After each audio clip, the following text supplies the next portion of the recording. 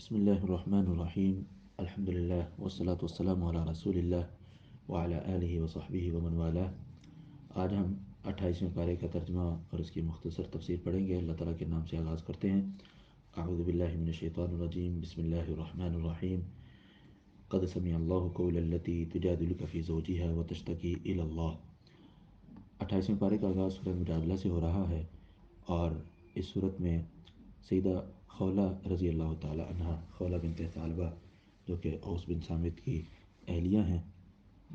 ان کا آپس میں ایک ازدواجی تنازع کھڑا ہوا، اور اوس بن صامت نے انہیں اپنی ماں جیسا قرار دے دیا۔ اور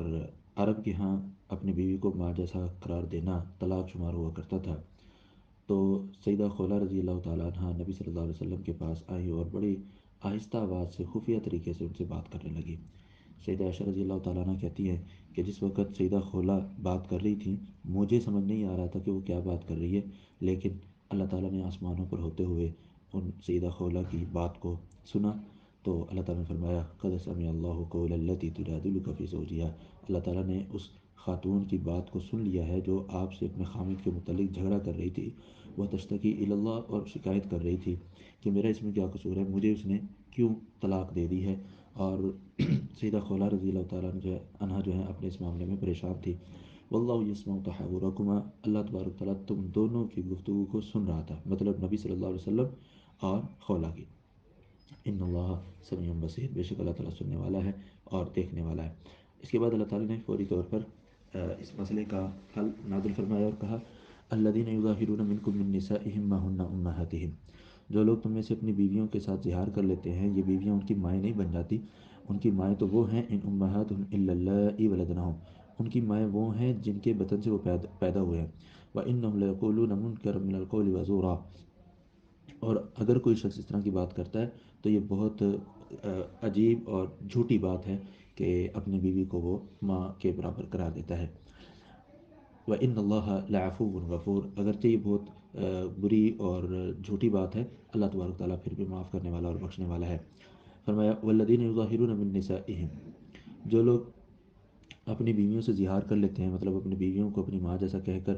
اپنے آپ پر حرام قرار دے لیتے ہیں، ثُمَّ يَعُودُونَ لِمَا قَالُوا، پھر وہ اپنی کہی ہوئی بات سے رجوع کرنا چاہیں، مطلب وہ کہیں کہ ہم نے زہار نہیں کیا، تو پھر فرمایا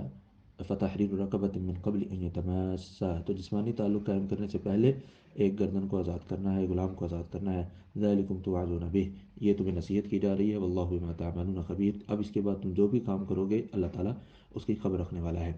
فمن لم یجد فصیام شہرین متتابعین من قبل ان یتماسا، اگر کسی کے پاس غلام آزاد کرنے کی سخت نہ ہو تو پھر وہ 2 مہینے کے مسلسل روزے رکھے گا جسمانی تعلقات قائم کرنے سے پہلے۔ فمن لم یستطع، اور اگر کسی کے پاس یہ 2 مہینے مسلسل روزے رکھنے کی سخت نہ ہو، اور یہ 2 مہینے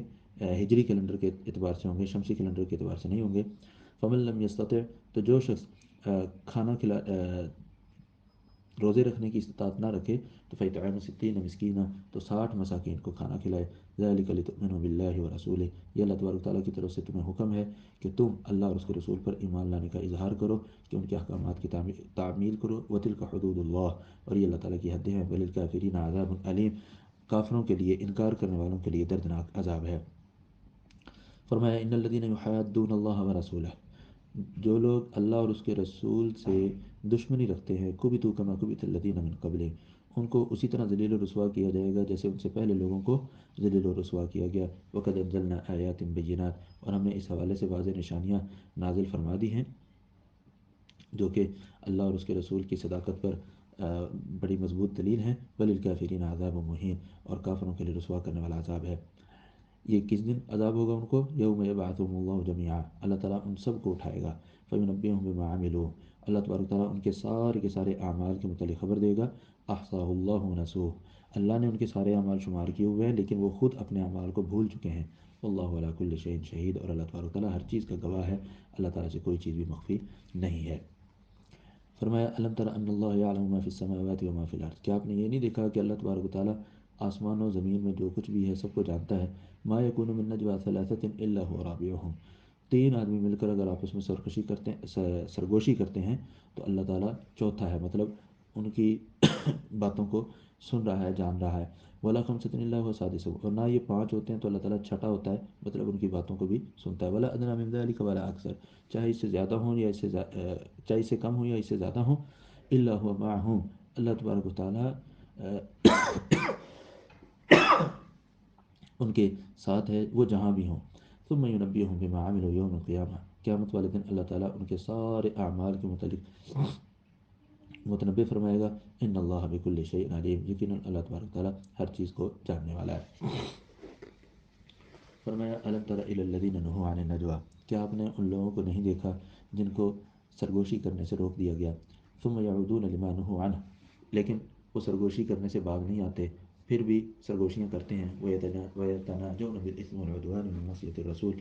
وہ گناہ اور جارحیت اور رسول صلی اللہ علیہ وسلم کی نافرمانی پر مشتمل سرگوشیاں کرتے ہیں۔ وَإِذَا جَاءُوكَ حَيُّوكَ بِمَا لَمْ يُحَيِّكَ بِهِ اللَّهُ،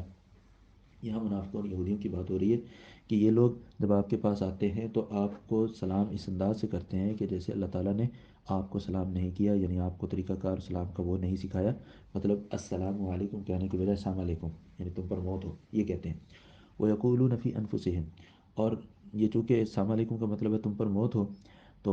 یہ دل میں اپنے کہتے ہیں۔ وَيَقُولُونَ فِي أَنفُسِهِمْ لَوْلَا يُعَذِّبُنَا اللَّهُ بِمَا نَقُولُ، ہم جو اس نبی کے خلاف ایسی ایسی باتیں کر جاتے ہیں پھر بھی اللہ تعالیٰ ہمیں عذاب نہیں دیتا، یہ تو مطلب ہے اس کا کہ یہ نبی سچا نہیں ہے۔ اللہ تعالیٰ نے فرمایا حسبہم جہنم، ان کا ٹھکانہ جہنم ہے، جہنم میں ان کو کافی ہے، یصلونہا، اور وہی جہنم میں داخل ہوں گے، فبئس المصیر، اور جہنم جو ہے بڑا برا ٹھکانہ ہے۔ یا ایھا الذین آمنوا، اے ایمان والو، اذا تناجیتم، جب تم آپس میں سرگوشیاں کرو، پیچھے سرگوشیاں تھیں منافقوں کی اور یہود کی، اسلام کے خلاف کارروائیوں پر مشتمل، وہ آپس میں کان پھوسی کرتے ہیں۔ فرمایا اہل ایمان کو جب تم سرگوشی کرو تو فلا تتناجوا بالاثم والعدوان ومعصیۃ الرسول، تم گناہ، جارحیت، رسول صلی اللہ علیہ وسلم کی نافرمانی پر مشتمل باتوں کی سرگوشی مت کرو۔ وتناجوا بالبر والتقوى، نیکی اور تقوی کے کاموں کے متعلق آپس میں صلاح مشورہ کرو، سرگوشیاں کرو۔ واتقوا اللہ الذی الیہ تحشرون، اور اللہ تعالیٰ کا تقوی اپناؤ کہ جس کی طرف تم سب کو جمع کیا جائے گا۔ فرمایا انما النجوى من الشیطان، یہاں اشارہ اس بات کی طرف کہ منافقین اور یہودی مسلمانوں کو دیکھ کر ایویں خواہ مخواہ بغیر کسی وجہ کے کانوں میں کھس پھس کھس پھس شروع کرتے ہیں۔ مقصد یہ ہوتا تھا کہ یہ سمجھیں، مسلمان ہمیں دیکھ کر سمجھیں کہ ہمارے خلاف کوئی دسیسہ کاری ہو رہی ہے یا ہمارے خلاف کوئی منصوبہ بندی ہو رہی ہے۔ فرمایا انما النجوى من الشیطان، یہ اس قسم کی جو کانا پھوسی ہے یہ شیطان کی طرف سے ہیں۔ لیحزن الذین آمنوا، وہ چاہتا ہے کہ اہل ایمان جو ہے دکھ میں پڑیں، غم میں پڑیں، ولیس بضارہم شیئا، اور ان کی یہ کانا پھوسیاں اور دسیسہ کاریاں مسلمانوں کو بالکل بھی نقصان نہیں پہنچا سکتی، الا باذن اللہ، جب تک اللہ تعالیٰ کا حکم نہ ہو۔ وعلی اللہ فلیتوکل المؤمنون، اور مومن جو ہے اللہ تعالیٰ پر ہی توکل اور بھروسہ کریں کہ ان کی کانا پھوسی کرنے سے تمہیں کوئی نقصان نہیں ہوگا، بلکہ اللہ تبارک تعالیٰ تمہیں جو کچھ عطا فرمائے گا وہ تمہارے لیے بہتر ہے۔ فرمایا یا ایھا الذین آمنوا اذا قیل لکم تفسحوا فی المجالس، یہاں اللہ تبارک تعالیٰ نے مجلس کے آداب بھی ذکر کیے، پیچھے جو باتیں ذکر ہو رہی ہیں وہ بھی مجلس کے آداب میں شامل ہیں، لیکن یہ ذرا مزید گہرائی میں مجلس کے آداب بیان کیے جا رہے ہیں۔ اے ایمان والو، جب تمہیں کہا جائے کہ تفسحوا فی المجالس، کہ مجلس میں کھلے ہو کر بیٹھو، مطلب دائرے میں ہو تو ایک دوسرے کو پیچھے بیٹھنے پر مجبور نہ کرو، بلکہ سب دائرے کی شکل میں وسیع ہو جاؤ تاکہ سب ایک دوسرے کے سامنے ہوں، ایک دوسرے کی بات کو اچھے سے سمجھ سکیں۔ فافسحوا، تم دائرہ کھول لیا کرو، یفسح اللہ لکم، اللہ تعالیٰ تمہارے دلوں میں بھی وسعت پیدا کر دے گا۔ وَإِذَا قِيلَ انشُزُوا فانشزوا، اور جب کہا جائے کہ چلو بھائی مجلس برخاست ہو گئی ہے تو پھر مجلس کو برخاست کر دیا کرو۔ یرفع اللہ الذین آمنوا منکم،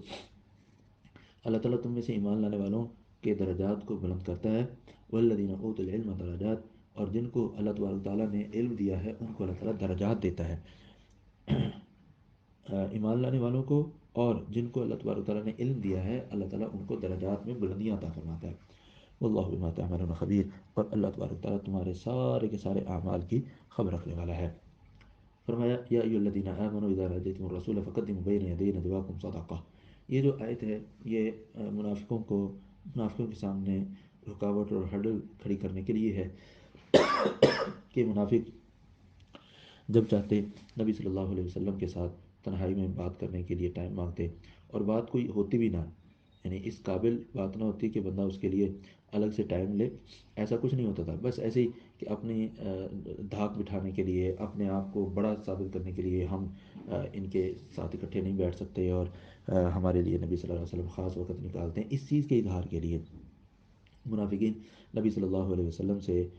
تنہائی میں گفتگو کرنے کا وقت مانگتے تھے، تو اللہ تبارک تعالیٰ نے اہل ایمان کو حکم دیا کہ جب تم رسول صلی اللہ علیہ وسلم سے تنہائی میں وقت مانگنے کے لیے آؤ تو پہلے اپنی اس تنہائی سے پہلے اللہ کی راہ میں صدقہ دو، ذالکم خیر لکم واطہر، یہ صدقہ دینا تمہارے لیے بہتر بھی ہے اور تمہارے دلوں کے لیے پاکیزہ بھی ہے۔ فَإِن لَمْ تَجِدُوا، اگر تمہیں صدقہ کرنے کے لیے رقم وغیرہ نہیں ملتی یا کوئی چیز نہیں ملتی، فإن اللہ غفور رحیم، تو اللہ تعالیٰ بخشنے والا ہے، نہایت رحم کرنے والا ہے۔ یہ حکم اللہ تعالیٰ نے دیا، لیکن ساتھ ہی اللہ تعالیٰ نے اس حکم کو ختم کر دیا۔ اَأَشْفَقْتُمْ أَن تُقَدِّمُوا بَيْنَ يَدَيْ نَجْوَاكُمْ صَدَقَاتٍ، کیا تم اس بات سے ڈر گئے ہو کہ اب تمہیں نبی صلی اللہ علیہ وسلم سے تنہائی میں بات کرنے کے لیے صدقات دینے پڑیں گے؟ فَإِن لَمْ تَفْعَلُوا، اگر تم یہ کام نہیں کر پاتے، وَتَابَ اللَّهُ عَلَيْكُمْ، اور اللہ تبارک تعالیٰ تمہاری توبہ کو قبول کر لیتا ہے، فَأَقِيمُوا الصَّلَاةَ، تو تم نماز قائم کرو، وَآتُوا الزَّكَاةَ، جو فرض زکوٰۃ ہے وہ ادا کرو، وَأَطِیعُوا اللَّهَ وَرَسُولَهُ، اللہ اور اس کے رسول کی اطاعت کرو، واللہ خبیر بما تعملون، اللہ تبارک تعالیٰ تمہارے سارے اعمال کے متعلق خبر رکھنے والا ہے۔ فرمایا الم تر الی الذین تولوا قوما غضب اللہ علیہم ما هم منکم ولا منهم ویحلفون علی الکذب وهم یعلمون، یہاں اللہ تبارک تعالیٰ نے یہودیوں کا تذکرہ فرمایا اور منافقین کا یہودیوں کے ساتھ اپنے تعلقات بڑھانے کا تذکرہ فرمایا کہ کیا آپ نے ان لوگوں کو نہیں دیکھا، تولوا قوما غضب اللہ علیہم، کہ وہ ایسی قوم سے اپنے تعلقات استوار کرنے کی کوشش کر رہے ہیں جن پر اللہ تعالیٰ کا غضب ہوا ہے، یعنی یہودی۔ ما ہم منکم، یہ یہودیوں سے تعلقات استوار کرنے والے تم میں سے نہیں ہیں، ولا منہم، اور نہ ہی یہودی ہیں یعنی منافق ہیں، ویحلفون علی الکذب، اور جھوٹی باتوں پر قسمیں اٹھاتے ہیں، وہم یعلمون، اور وہ جانتے بھی ہیں کہ ہم جھوٹے ہیں، یعنی یہ منافقوں کی علامت ہے کہ بات بات پر قسمیں اٹھانا اور جھوٹی قسم اٹھانا۔ اعد اللہ لهم عذابا شدیدا، اللہ تبارک تعالیٰ نے ان منافقوں کے لیے سخت عذاب تیار کیا ہوا ہے۔ انہم ساء ما كانوا يعملون، ان کے جتنے بھی اعمال ہیں، کارستانیاں ہیں، وہ ساری کی ساری بہت بری ہیں۔ اتخذوا ایمانہم جنہ، انہوں نے اپنے اپنے قسموں کو ڈھال بنایا ہوا ہے، یعنی جب مسلمانوں کی پکڑ سے، مسلمانوں کے چنگل سے بچنا ہو تو قسمیں اٹھانے لگ جاتے ہیں۔ اتخذوا ایمانہم جنہ، کہ انہوں نے اپنی قسموں کو ڈھال بنایا ہوا ہے، کور کے طور پر استعمال کرتے ہیں قسموں کو۔ فصدوا عن سبیل اللہ، اور یہ لوگوں کو اللہ کی راہ سے روکتے ہیں۔ وَلَهُمْ عَذَابٌ مُهِینٌ، اور ان کے لیے رسوا کرنے والا عذاب ہے۔ لَن تُغْنِیَ عَنْهُمْ أَمْوَالُهُمْ، ان کے مال و دولت ان سے کسی قسم کی کفایت نہیں کریں گے، مطلب یہ اس طرح کی دسیسہ کاریاں کر کے جتنا بھی مال بٹوریں گے، مال بنائیں گے، یہ جتنے بھی ان کے مال ہیں یا ان کے اولاد ہیں، اللہ تعالیٰ کے مقابلے میں ان کے کچھ کام نہیں آئیں گے۔ اولئک اصحاب النار هم فیہا خالدون، اور یہ منافق ہمیشہ جہنم میں رہیں گے، اور وہ اس میں یہ لوگ جہنم والے ہیں اور اس میں ہمیشہ رہیں گے۔ یوم یبعثهم اللہ جميعا، اللہ تبارک تعالیٰ ان سب کو اٹھائے گا قیامت والے دن۔ فیحلفون له کما یحلفون لکم، قیامت والے دن بھی یہ اتنے بیوقوف ہیں، اللہ تعالیٰ کے سامنے قسمیں اٹھائیں گے جیسے تمہارے سامنے دنیا میں قسمیں اٹھاتے ہیں۔ وَيَحْسَبُونَ أَنَّهُمْ عَلَىٰ شَيْءٍ، اور یہ سمجھ رہے ہوں گے جیسے ہم دنیا میں مسلمانوں کو دھوکہ دیا کرتے تھے، ہم اللہ کو آج بھی دے لیں گے۔ أَلَا إِنَّهُمْ هُمُ الْكَاذِبُونَ، یقیناً وہ لوگ جھوٹے ہیں، اپنے اس گمان میں بھی اور اپنی ان قسموں کو اٹھانے میں بھی اللہ تعالیٰ ان کو سخت ترین عذاب ضرور دے گا۔ فرمایا استحوذ علیہم الشیطان فانساہم ذکر اللہ، ان پر شیطان نے اپنا تسلط جما دیا ہے۔ فانساہم ذکر اللہ، انہوں نے اللہ کی یاد بھلا دی ہے۔ اولئک حزب الشیطان، یہی شیطان کا گروہ ہے۔ الا ان حزب الشیطان هم الخاسرون، یقیناً شیطان کا گروہ ہی خسارہ پانے والا ہے۔ ان الذين يحادون الله ورسوله، یقیناً وہ لوگ جو اللہ اور اس کے رسول کی مخالفت کرتے ہیں، اولئک فی الاذلین، یہی لوگ ذلیل و رسوا ہونے والے ہیں۔ کتب اللہ لاغلبن انا ورسلی، اللہ تعالیٰ نے یہ بات کنفرم کر دی ہے، لکھ دی ہے کہ میں اور میرے رسول ہی غالب آئیں گے۔ ان اللہ قوی عزیز، بے شک اللہ تعالیٰ طاقتور ہے اور غالب ہے۔ لا تجد قوم یؤمنون باللہ والیوم الآخر، اللہ تعالیٰ پر اور آخرت کے دن پر ایمان لانے والی قوم کو آپ ایسا نہیں پائیں گے کہ یوادون من حاد اللہ ورسولہ، کہ وہ ایسے شخص سے دوستی بڑھائیں جو اللہ اور اس کے رسول کی مخالفت کرتا ہے، ولو کانوا آباءہم او ابناءہم او اخوانہم او عشیرتہم، چاہے وہ اللہ اور اس کے رسول سے دشمنی کرنے والا ان کے باپ کیوں نہ ہوں، ان کے بیٹے کیوں نہ ہوں، ان کے بھائی کیوں نہ ہوں، اور ان کا خاندان کیوں نہ ہو، اللہ اور اس کے رسول سے مخالفت کرتے ہیں، تو یہ اللہ اور آخرت کے دن پر ایمان لانے والے ان سے تعلقات اپنے استوار نہیں رکھتے، ان سے محبت کی پینگیں نہیں بڑھاتے۔ اولئک کتب فی قلوبہم الایمان، یہی لوگ ہیں ان کے دلوں میں اللہ تعالیٰ نے ایمان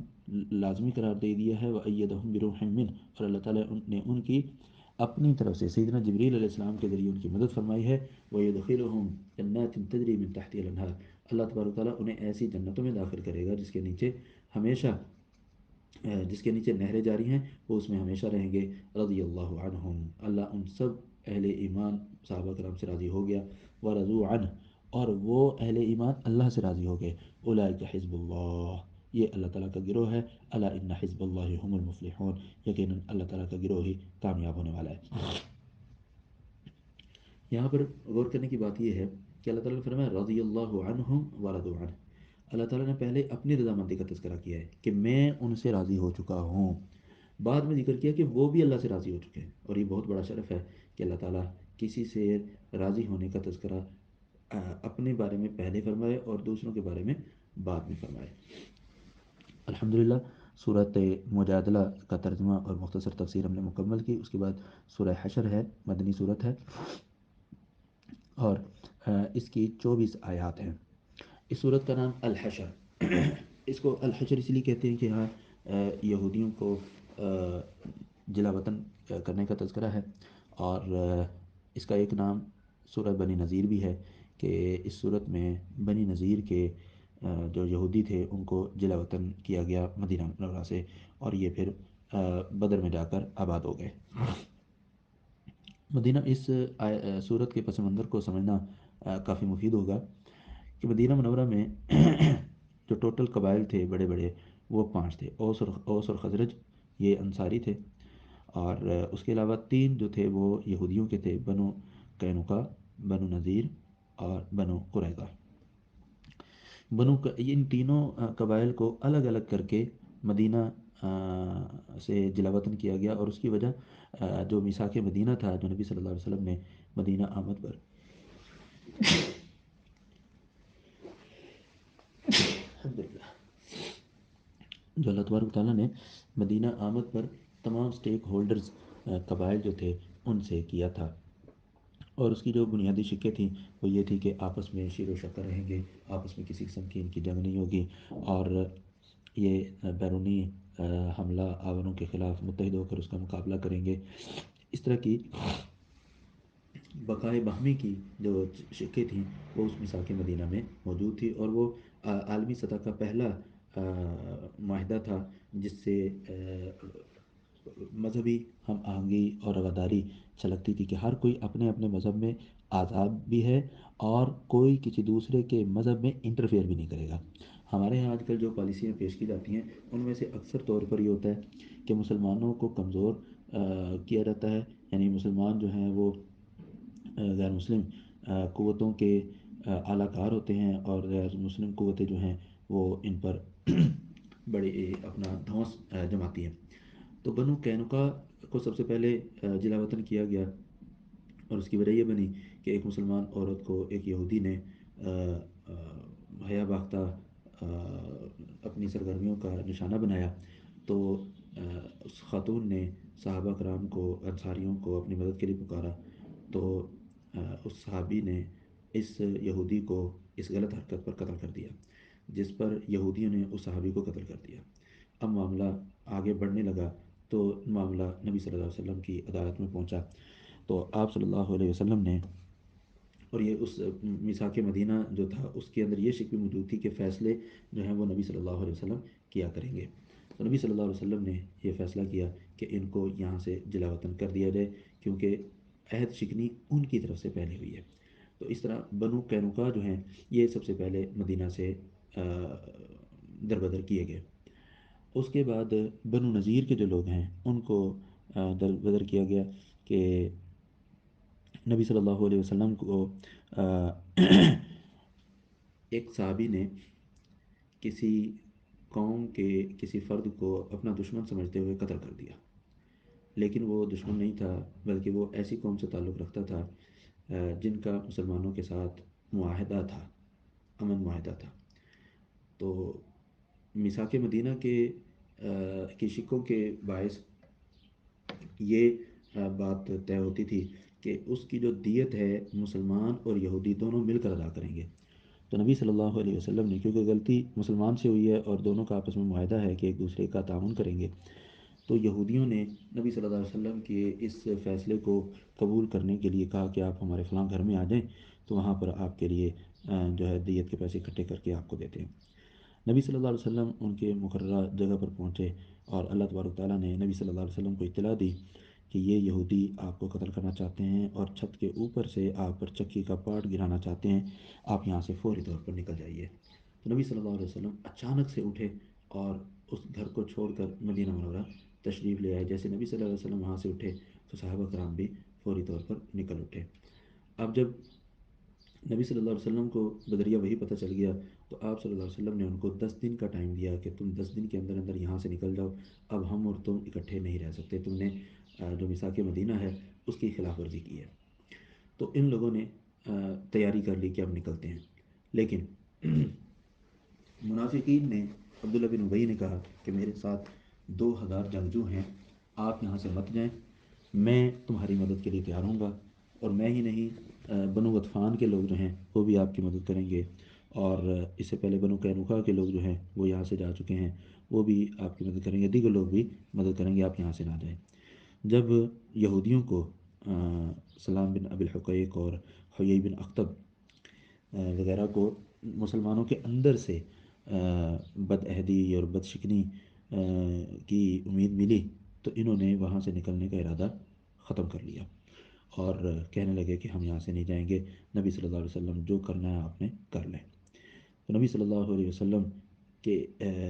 اس چیلنج کے بعد، یہودیوں کے اس چیلنج کے بعد اب لازم ہو گیا تھا کہ مسلمان لازمی اس چیلنج کو قبول کریں۔ تو نبی صلی اللہ علیہ وسلم نے بنو نذیر کا محاصرہ کیا، اور یہ محاصرہ 15 دن بھی نہیں چلا، اور یہ سارے کے سارے اس بات پر راضی ہو گئے کہ جو فیصلہ نبی صلی اللہ علیہ وسلم ہمارے بارے میں کریں گے ہمیں تسلیم ہوگا۔ اس دوران نہ منافقین نے آپ صلی اللہ علیہ وسلم کے خلاف یہودیوں کی مدد کی، کیونکہ وہ تو ہے ڈرپوک لوگ تھے، نہ ہی باہر سے کوئی کسی قسم کی مدد آئی۔ الغرض بنو نذیر کو یہاں مدینہ چھوڑ کر جانا پڑا، اور اسی کا تذکرہ یہاں پر اس صورت میں موجود ہے کہ یہ بنو نذیر کے لوگ مدینہ سے نکل کر خیبر میں آباد ہوئے، اور پھر خیبر سے اللہ تبارک تعالیٰ نے غزوہ خیبر کے موقع پر ان کو مکمل طور پر نبی صلی اللہ علیہ وسلم کی تحویل میں دے دیا، اور اسی وقت سیدہ صفیہ بنت حیی بن اخطب رضی اللہ تعالیٰ عنہ جو ہیں وہ نبی صلی اللہ علیہ وسلم کے عقد میں آئیں، اور نبی صلی اللہ علیہ وسلم نے ان کو آزاد کر کے ان سے نکاح فرما دیا۔ اس کے بعد بنو قریظہ کے لوگ ہیں، یہ بنو قریظہ کے لوگ جو ہیں ان کو مدینے سے غزوہ احزاب کے بعد ملک بدر کیا گیا، کیونکہ انہوں نے مشرکین کے ساتھ ساز باز کر کے مسلمانوں کو اندرونی طور پر کمزور کرنے کی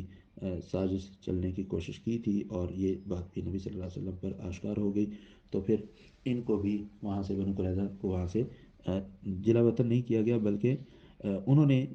اس بات کو خود ہی تسلیم کیا کہ سیدنا سعد بن معاذ رضی اللہ تعالیٰ عنہ ہمارے بارے میں جو فیصلہ کریں گے ہمیں وہ فیصلہ قبول ہوگا، اور انہوں نے جو فیصلہ کیا وہ فیصلہ تھا جو اللہ اور اس کے رسول کی منشا تھی، وہ یہ تھا کہ جتنے بھی جنگجو ہیں یہودیوں میں سے اور بالغ ہیں ان کو قتل کر دیا جائے، اور باقی سب کو غلام بنا لیا جائے۔ تو اللہ تبارک تعالیٰ نے بنو قریظہ کے تمام جو جنگجو تھے ان کو نبی صلی اللہ علیہ وسلم کے ہاتھوں قتل کروایا، اور جو خواتین تھی، بچے تھے، ان کو مسلمانوں کا غلام بنا دیا۔ تو یہ مختصر سا پس منظر ہے مدینہ منورہ میں موجود 3 یہودی قبائل کا۔ یہاں بنی نذیر کا تذکرہ ہے، بنو قینقاع کی طرف اشارہ تھوڑا سا ایک چھوٹی سی آیت میں آئے گا۔ فرمایا سبح للہ ما فی السماوات و ما فی الارض، اللہ تعالیٰ کے لیے ہی ہے جو کچھ آسمان و زمین میں، اللہ تعالیٰ کے لیے ہی تسبیح بیان کرتی ہے جو کچھ آسمان و زمین میں ہے، وہو العزیز الحکیم، اور اللہ تبارک تعالیٰ غالب اور حکمت والا ہے۔ هو الذی اخرج الذین کفروا من اہل الکتاب من دیارہم لاول الحشر، وہی ذات ہے جس نے کافروں کو، اہل کتاب میں سے کافروں کو ان کے علاقے سے نکالا، لاول الحشر، پہلے حشر میں، مطلب پہلے پہلے جو ان کو دربدر کیا گیا، ان کو اللہ تبارک و تعالیٰ نے پہلی بار اللہ تعالیٰ نے ان کو مدینے سے نکالا۔ یہاں پتہ چلتا ہے کہ یہاں دوسرا حشر بھی ہے، اور وہ دوسرا حشر جو ہے سیدنا عمر رضی اللہ تعالیٰ عنہ کی خلافت میں ہوا تھا، کہ ان کو اللہ تبارک و تعالیٰ ان کو سیدنا عمر رضی اللہ تعالیٰ عنہ نے خیبر سے بھی باہر نکلوا دیا۔ نبی صلی اللہ علیہ وسلم نے جو خیبر میں کیا تھا، وہ ان کے ساتھ صلح اس بات پر ہوئی تھی کہ جتنی بھی زرعی محصول ہوں گے وہ آدھے آدھے ہوں گے، یہودی جو ہیں وہیں پر رہیں گے۔ فرمایا لِأَوَلِ الْحَجِّ مَا ظَنَنْتُمْ أَنْ يَخْرُجُوا وَظَنُّوا أَنَّهُمْ مَانِعَتُهُمْ حُصُونُهُمْ مِنَ اللَّهِ، تمہیں یہ یقین نہیں تھا، یہ گمان بھی نہیں تھا کہ وہ اپنے مضبوط قلعوں سے باہر نکلیں گے، اور ان کا یہ یقین تھا کہ ان کے جو مضبوط قلعے ہیں یہ ان کے دفاع کے لیے کافی ہوں گے، اللہ تبارک و تعالیٰ کا وہ مقابلہ کر پائیں گے۔ فَأَتَاهُمُ اللَّهُ مِنْ حَيْثُ لَمْ يَحْتَسِبُوا، تو اللہ تبارک و تعالیٰ نے ان پر اپنی پکڑ وہاں سے نازل فرمائی جہاں سے ان کو گمان بھی نہیں تھا۔ یعنی جو یہودیوں منافقوں نے جو وعدے کیے تھے کہ ہم تمہاری مدد کریں گے، وہ سارے اپنے وعدوں سے مکر گئے۔ وَقَذَفَ فِي قُلُوبِهِمُ الرُّعْبَ، اور ان کے دلوں میں اللہ تعالیٰ نے اتنا رعب ڈالا کہ جب وہ نبی صلی اللہ علیہ وسلم کے فیصلے پر اترے تو کہنے لگے آپ جو بھی ہمیں فیصلہ کریں گے ہمیں قبول ہوگا۔ تو نبی صلی اللہ علیہ وسلم نے فرمایا تم یہاں سے جو کچھ بھی اٹھا سکتے ہو اٹھا لو، اس کے علاوہ کسی چیز کی تمہیں لے کر جانے کی اجازت نہیں ہے۔ تو انہوں نے پھر اپنے گھروں کے شتیر اور لکڑیاں وغیرہ وہ بھی توڑ توڑ کر نکالنا شروع کر دی کہ کہیں یہ چیزیں مسلمانوں کے استعمال میں نہ آئیں۔ یخربون بیوتہم بیدیہم، وہ اپنے گھروں کو اپنے ہاتھوں سے توڑ رہے تھے، وعید المؤمنین، اور اہل ایمان جو ہیں قلعے کے باہر جو ان کی چیزیں تھیں ان کو اہل ایمان توڑ رہے تھے۔ فاعتبروا یا اولی الابصار، بصیرت والو تم اللہ تبارک و تعالیٰ کے اس اللہ تبارک و تعالیٰ کی اس تدبیر سے عبرت حاصل کرو۔ ولولا ان كتب اللہ علیہم الجلاء، اگر یہ بنو نذیر کو یہاں سے ملک بدر کرنا اللہ تعالیٰ نے نہ لکھا ہوتا تو اللہ تعالیٰ انہیں دنیا میں عذاب دیتا اور آخرت میں ان کو آگ کا عذاب ہوتا۔ ذلك بأنهم شاقوا اللہ رسولہ، یہ دنیا اور آخرت میں عذاب اس لیے کہ انہوں نے اللہ اور اس کے رسول کی مخالفت کی۔ ومن یشاق اللہ فإن اللہ شدید العقاب، اور جو اللہ سے مخالفت کرے، اللہ کی مخالفت کرے تو اللہ تبارک تعالیٰ بڑی سخت سزا دینے والا ہے۔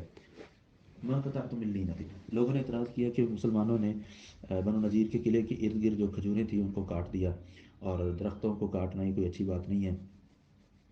تو اللہ تبارک تعالیٰ نے اہل ایمان کے اس عمل کی تائید فرمائی اور کہا کہ تم نے جتنے بھی کھجور کے درخت کاٹے ہیں او ترکتموها قائمہ، یا تم نے ان کو ویسے ہی کھڑے رکھا ہے ان کی جڑوں پر، فبإذن اللہ، تو یہ اللہ تعالیٰ کے حکم سے تھا، اور یہ اس لیے تھا تاکہ فاسقوں کو اللہ تعالیٰ رسوا کر دے۔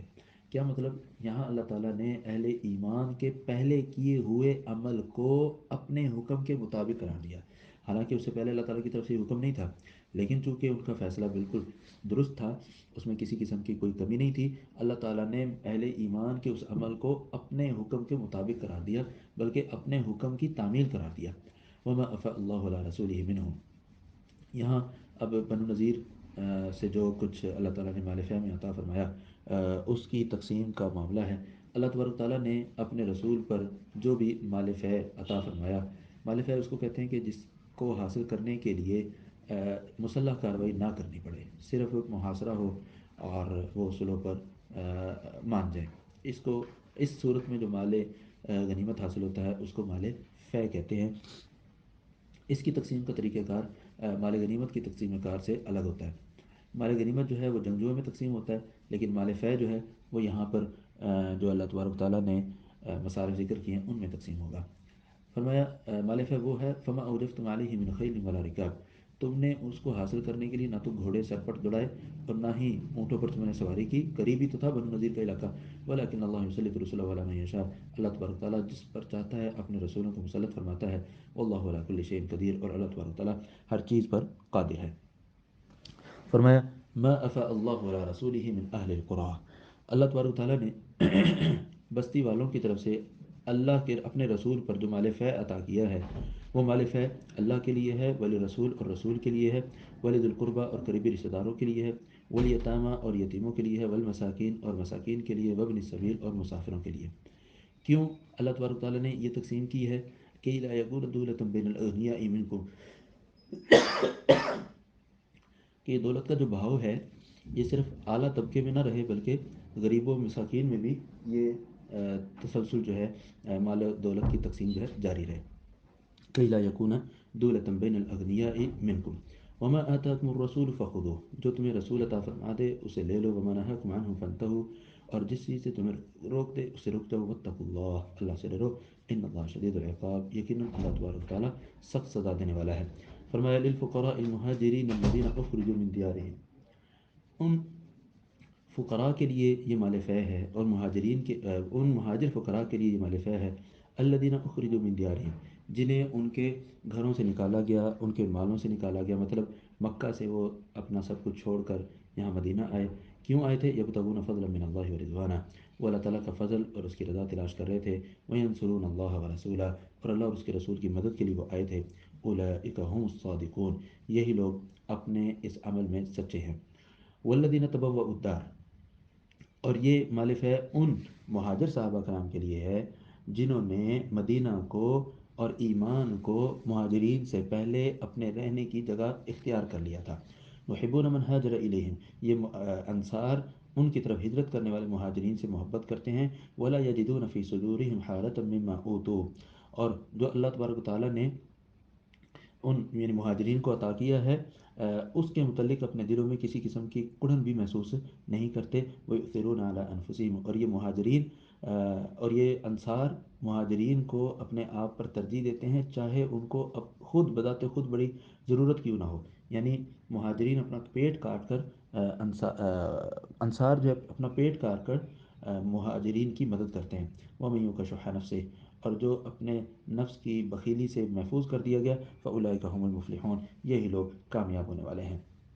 فرمایا والذین جاءوا من بعدہم، اور وہ لوگ جو ان کے بعد آئے وہ کہتے ہیں یقولون ربنا اغفر لنا، پروردگار ہمیں بخش دے، ولاخواننا الذین سبقونا بالایمان، اور ہمارے ان بھائیوں کو بھی بخش دے جو ایمان لانے میں ہم سے سبقت لے جا چکے ہیں. یہاں صحابہ اور انصاری اور مہاجر صحابہ کرام کے بعد جو لوگ آنے والے ہیں وہ مراد ہیں. وَلِإِخْوَانِنَا الَّذِينَ سَبَقُونَا بِالْإِيمَانِ وَلَا تَجْعَلْ فِي قُلُوبِنَا غِلًّا لِلَّذِينَ آمَنُوا، پروردگار ایمان لانے والوں کے متعلق ہمارے دلوں میں کسی قسم کا کینہ نہ بنا. إِنَّكَ رؤوف الرحیم، بے شک تو بہت زیادہ نرمی کرنے والا اور مہربانی کرنے والا ہے. فرمایا الم تر الی الذین نافقوا، کیا آپ نے ان لوگوں کو نہیں دیکھا جنہوں نے منافقت اختیار کی. یقولون لاخوانہم،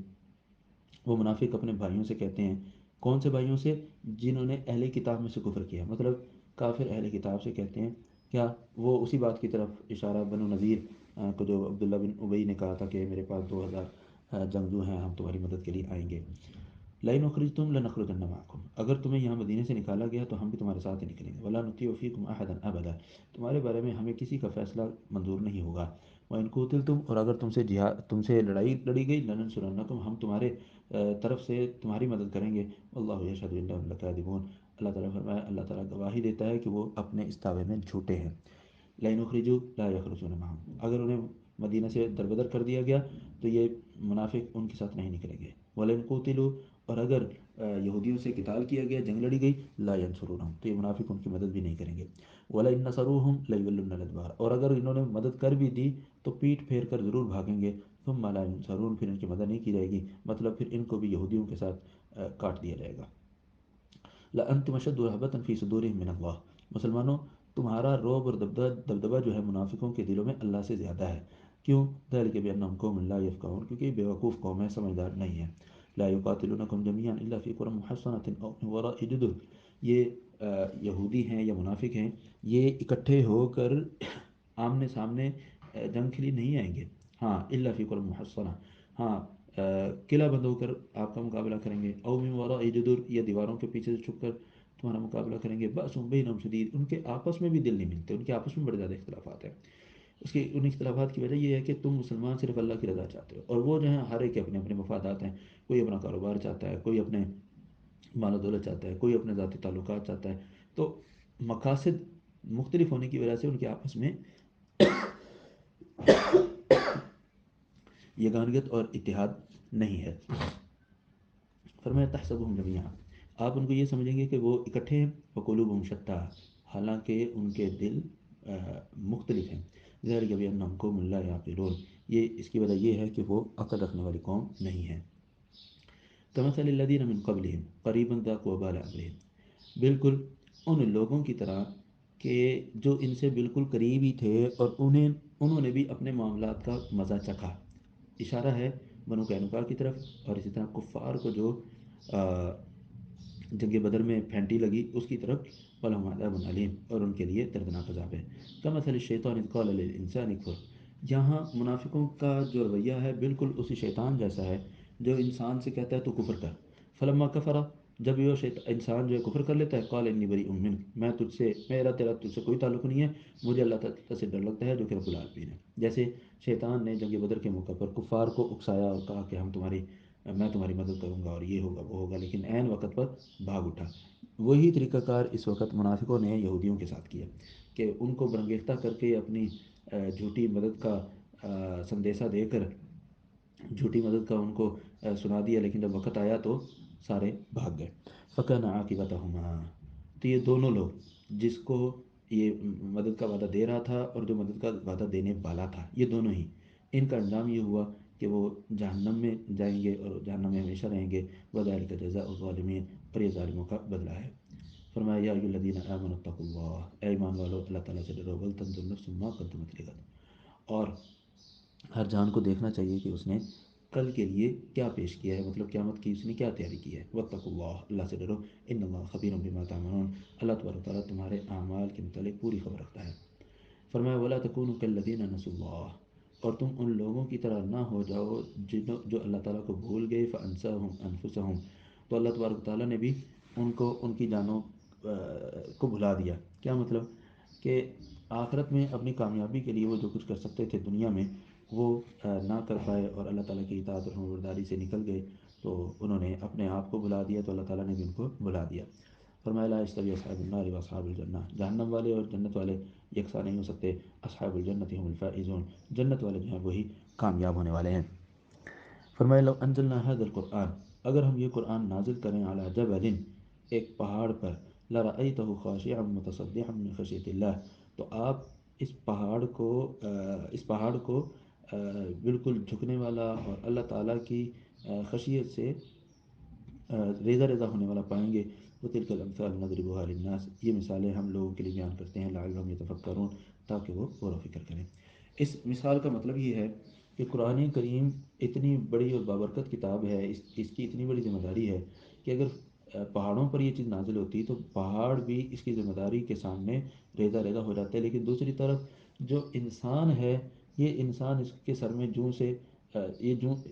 جوں کا توں ویسے ہی رہتا ہے، سر میں جو بھی نہیں رنگتی۔ یہ اس آیت کا مطلب ہے کہ قرآن کریم کا حق بہت بڑا ہے، لیکن اہل ایمان اس حق کو ادا کرنے لوگ جو ہیں اس حق کو ادا کرنے کے لیے توبہ اور کوشش نہیں کرتے۔ فرمایا هو الذی لا الہ الا هو، وہ ذات ہے جس کے علاوہ کوئی معبود برحق نہیں، وہی پوشیدہ اور حاضر چیزوں کو جاننے والا ہے، وہ بہت بڑا مہربان نہایت رحم کرنے والا ہے۔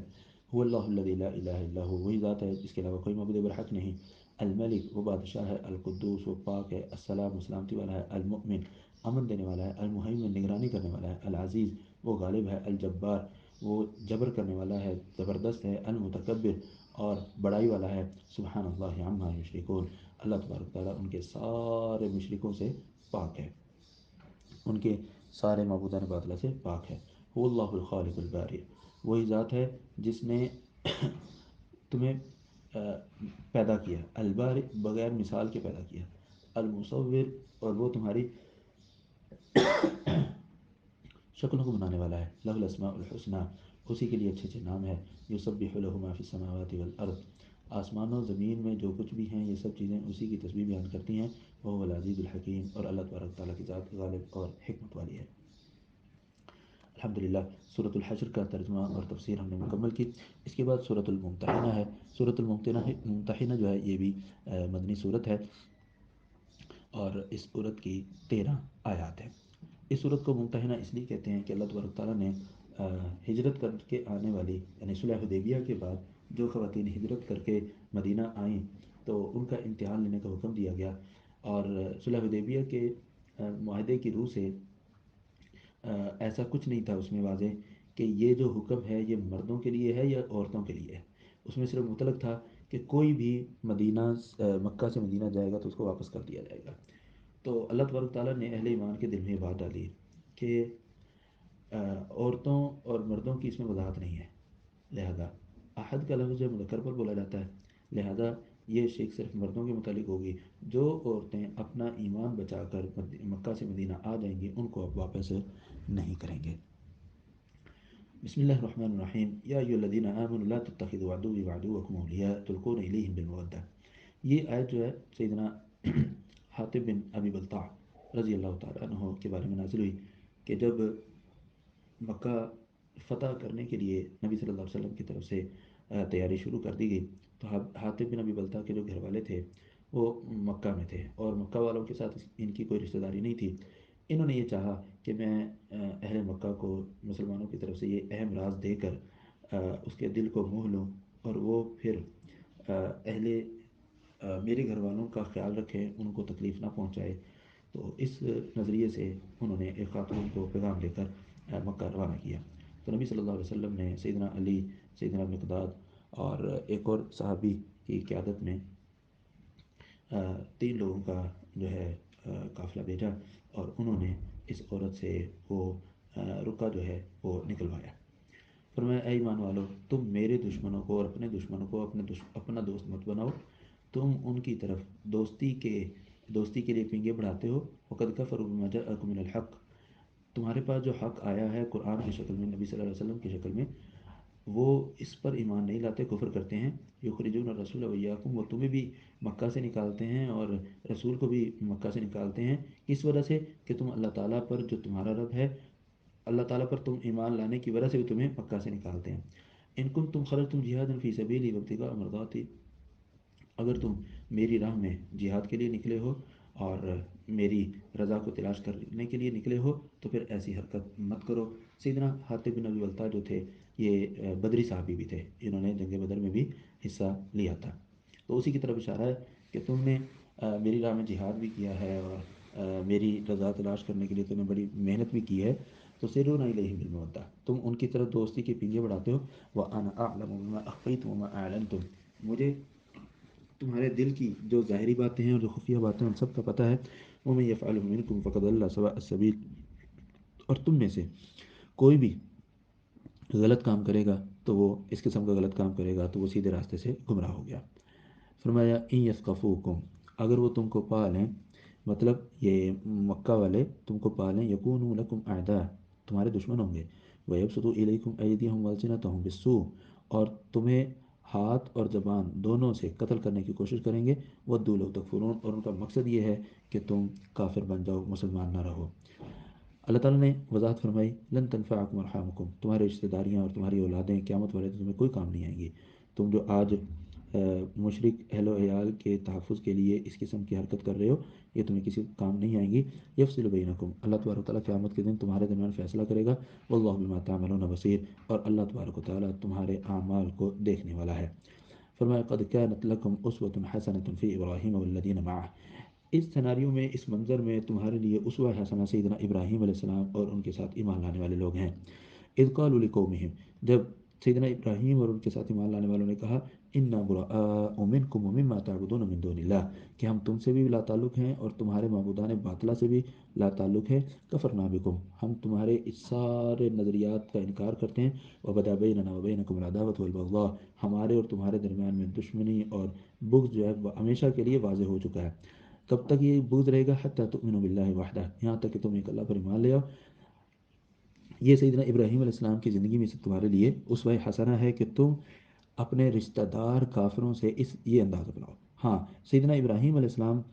کی زندگی میں ایک ایسا عمل بھی آیا ہے جو تمہارے لیے اسوہ حسنہ نہیں ہے، تمہیں اس کام کو کرنے کی اجازت نہیں ہے۔ وہ کیا ہے؟ الا قول ابراہیم لابیہ، کہ جب ابراہیم علیہ السلام نے اپنے والد سے کہا تھا لاستغفرن لک، میں آپ کے لیے اللہ تعالیٰ سے بخشش طلب کروں گا، وما املک لک من اللہ من شیء، اور میں اللہ تعالیٰ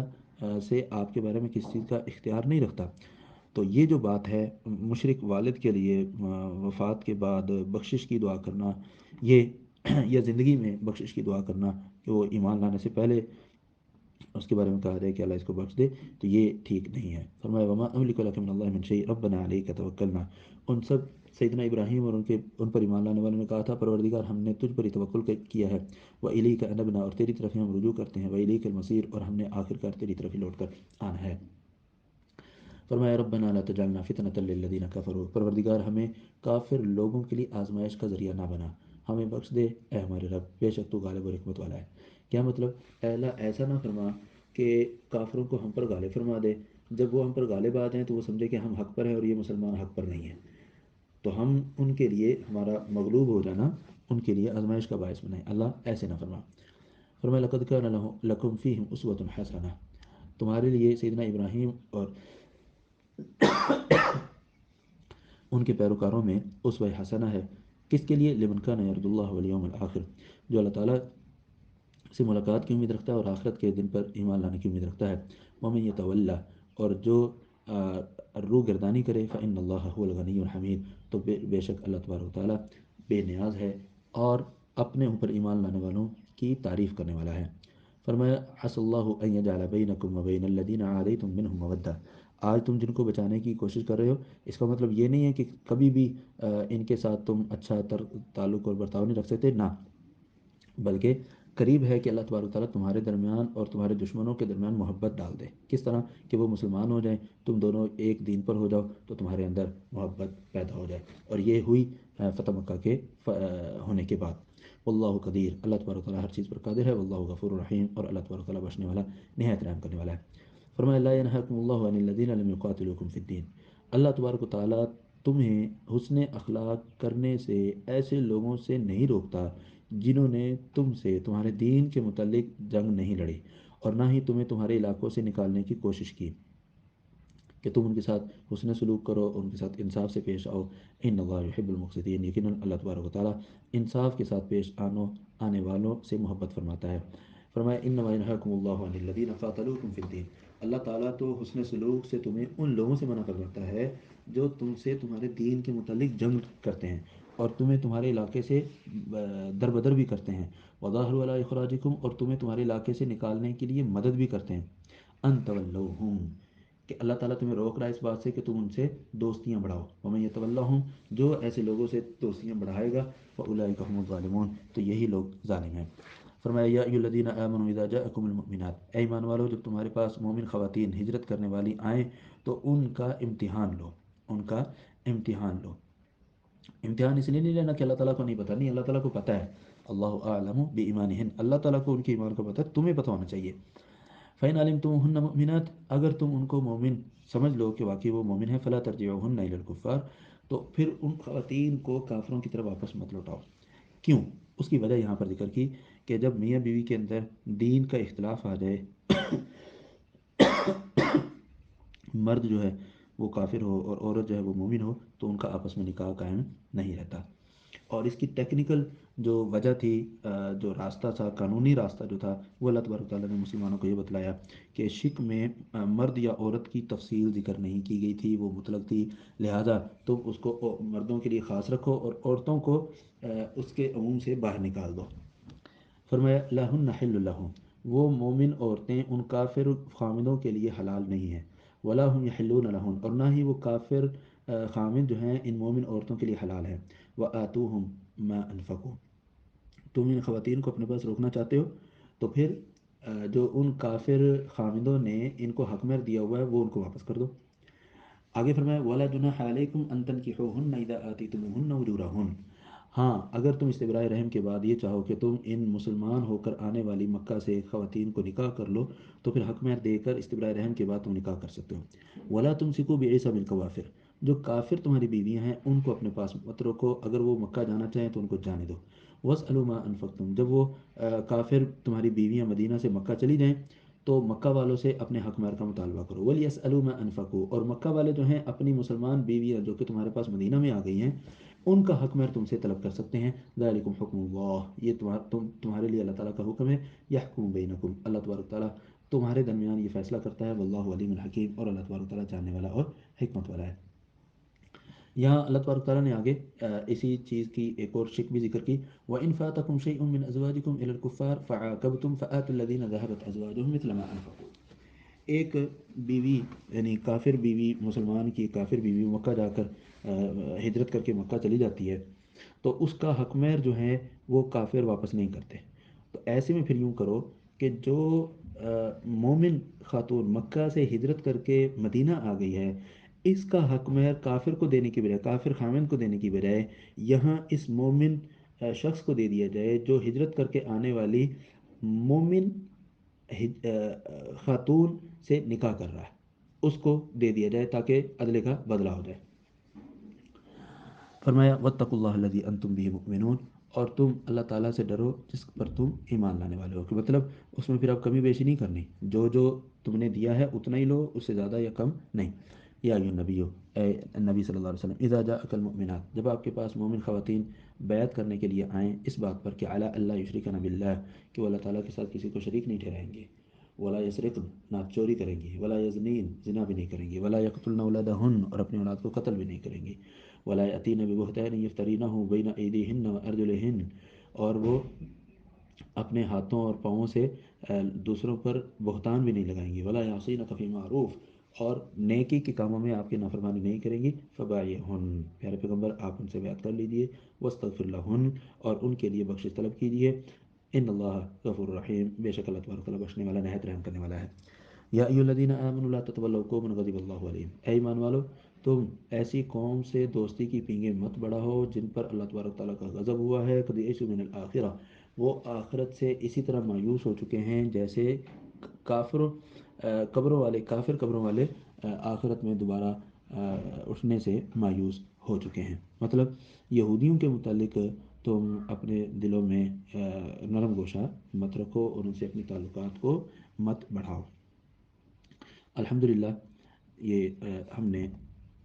سورہ ممتحنہ کا ترجمہ اور مختصر تفسیر مکمل کی ہے۔ اس کے بعد سورۃ الصف ہے، مدنی سورت ہے، اور اس کی 14 آیات ہیں۔ بسم اللہ الرحمن الرحیم، سبح للہ ما فی السماوات وما فی الارض۔ اس صورت کو الصف اس لیے کہتے ہیں کہ اللہ تبارک تعالیٰ نے فرشتوں کے متعلق ذکر کیا، اہل ایمان کے متعلق ذکر کیا کہ وہ اللہ تعالیٰ کی راہ میں صف بن کر اللہ کی راہ میں جہاد کرتے ہیں۔ سبح للہ ما فی السماوات وما فی الارض، اللہ تعالیٰ کے لیے ہی آسمان و زمین کی جو کچھ بھی چیزیں ہیں تسبیح بیان کرتی ہیں،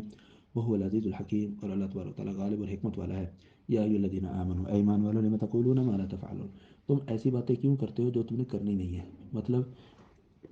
بلند باغ دعوے نہیں کرنے چاہیے، بلند باغ دعوے نہیں کرنے چاہیے، اور اپنے منہ میں مٹھو بھی نہیں بننا چاہیے۔ کبر مقتا عند اللہ ان تقولوا ما لا تفعلون، یہ اللہ تبارک تعالیٰ کی طرف سے بڑا ناراضگی کا عمل ہے کہ تم ایسی بات کہو جو تم کر نہیں سکتے۔ ان اللہ یحب الذین یقاتلون فی سبیلہ صفا کأنہم بنیان مرصوص، اللہ تبارک تعالیٰ ایسے ایمان لانے والوں سے محبت فرماتا ہے جو اللہ تعالیٰ کی راہ میں صف در صف ہو کر قتال کرتے ہیں، گویا کہ وہ سیسا پلائی ہوئی دیوار ہیں۔ فرمایا وَإِذْ قَالَ مُوسَىٰ لِقَوْمِهِ، اور جس وقت موسیٰ علیہ السلام نے اپنی قوم سے کہا، یا قوم، اے میری قوم کے لوگوں، لِمَ تُؤْذُونَنِی،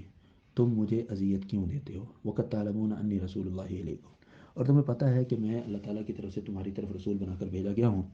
فَلَمَّا زَاغُوا أَزَاغَ اللَّهُ قُلُوبَهُم، جب وہ خود سے یعنی قوم موسیٰ خود سے ٹیڑھی ہو گئی تو اللہ تعالیٰ نے ان کے دلوں کو بھی ٹیڑھا کر دیا۔ وَاللَّهُ لَا يَهْدِي الْقَوْمَ الْفَاسِقِينَ، اور اللہ تعالیٰ کی ذات فاسق قوموں کو ہدایت نہیں دیتی۔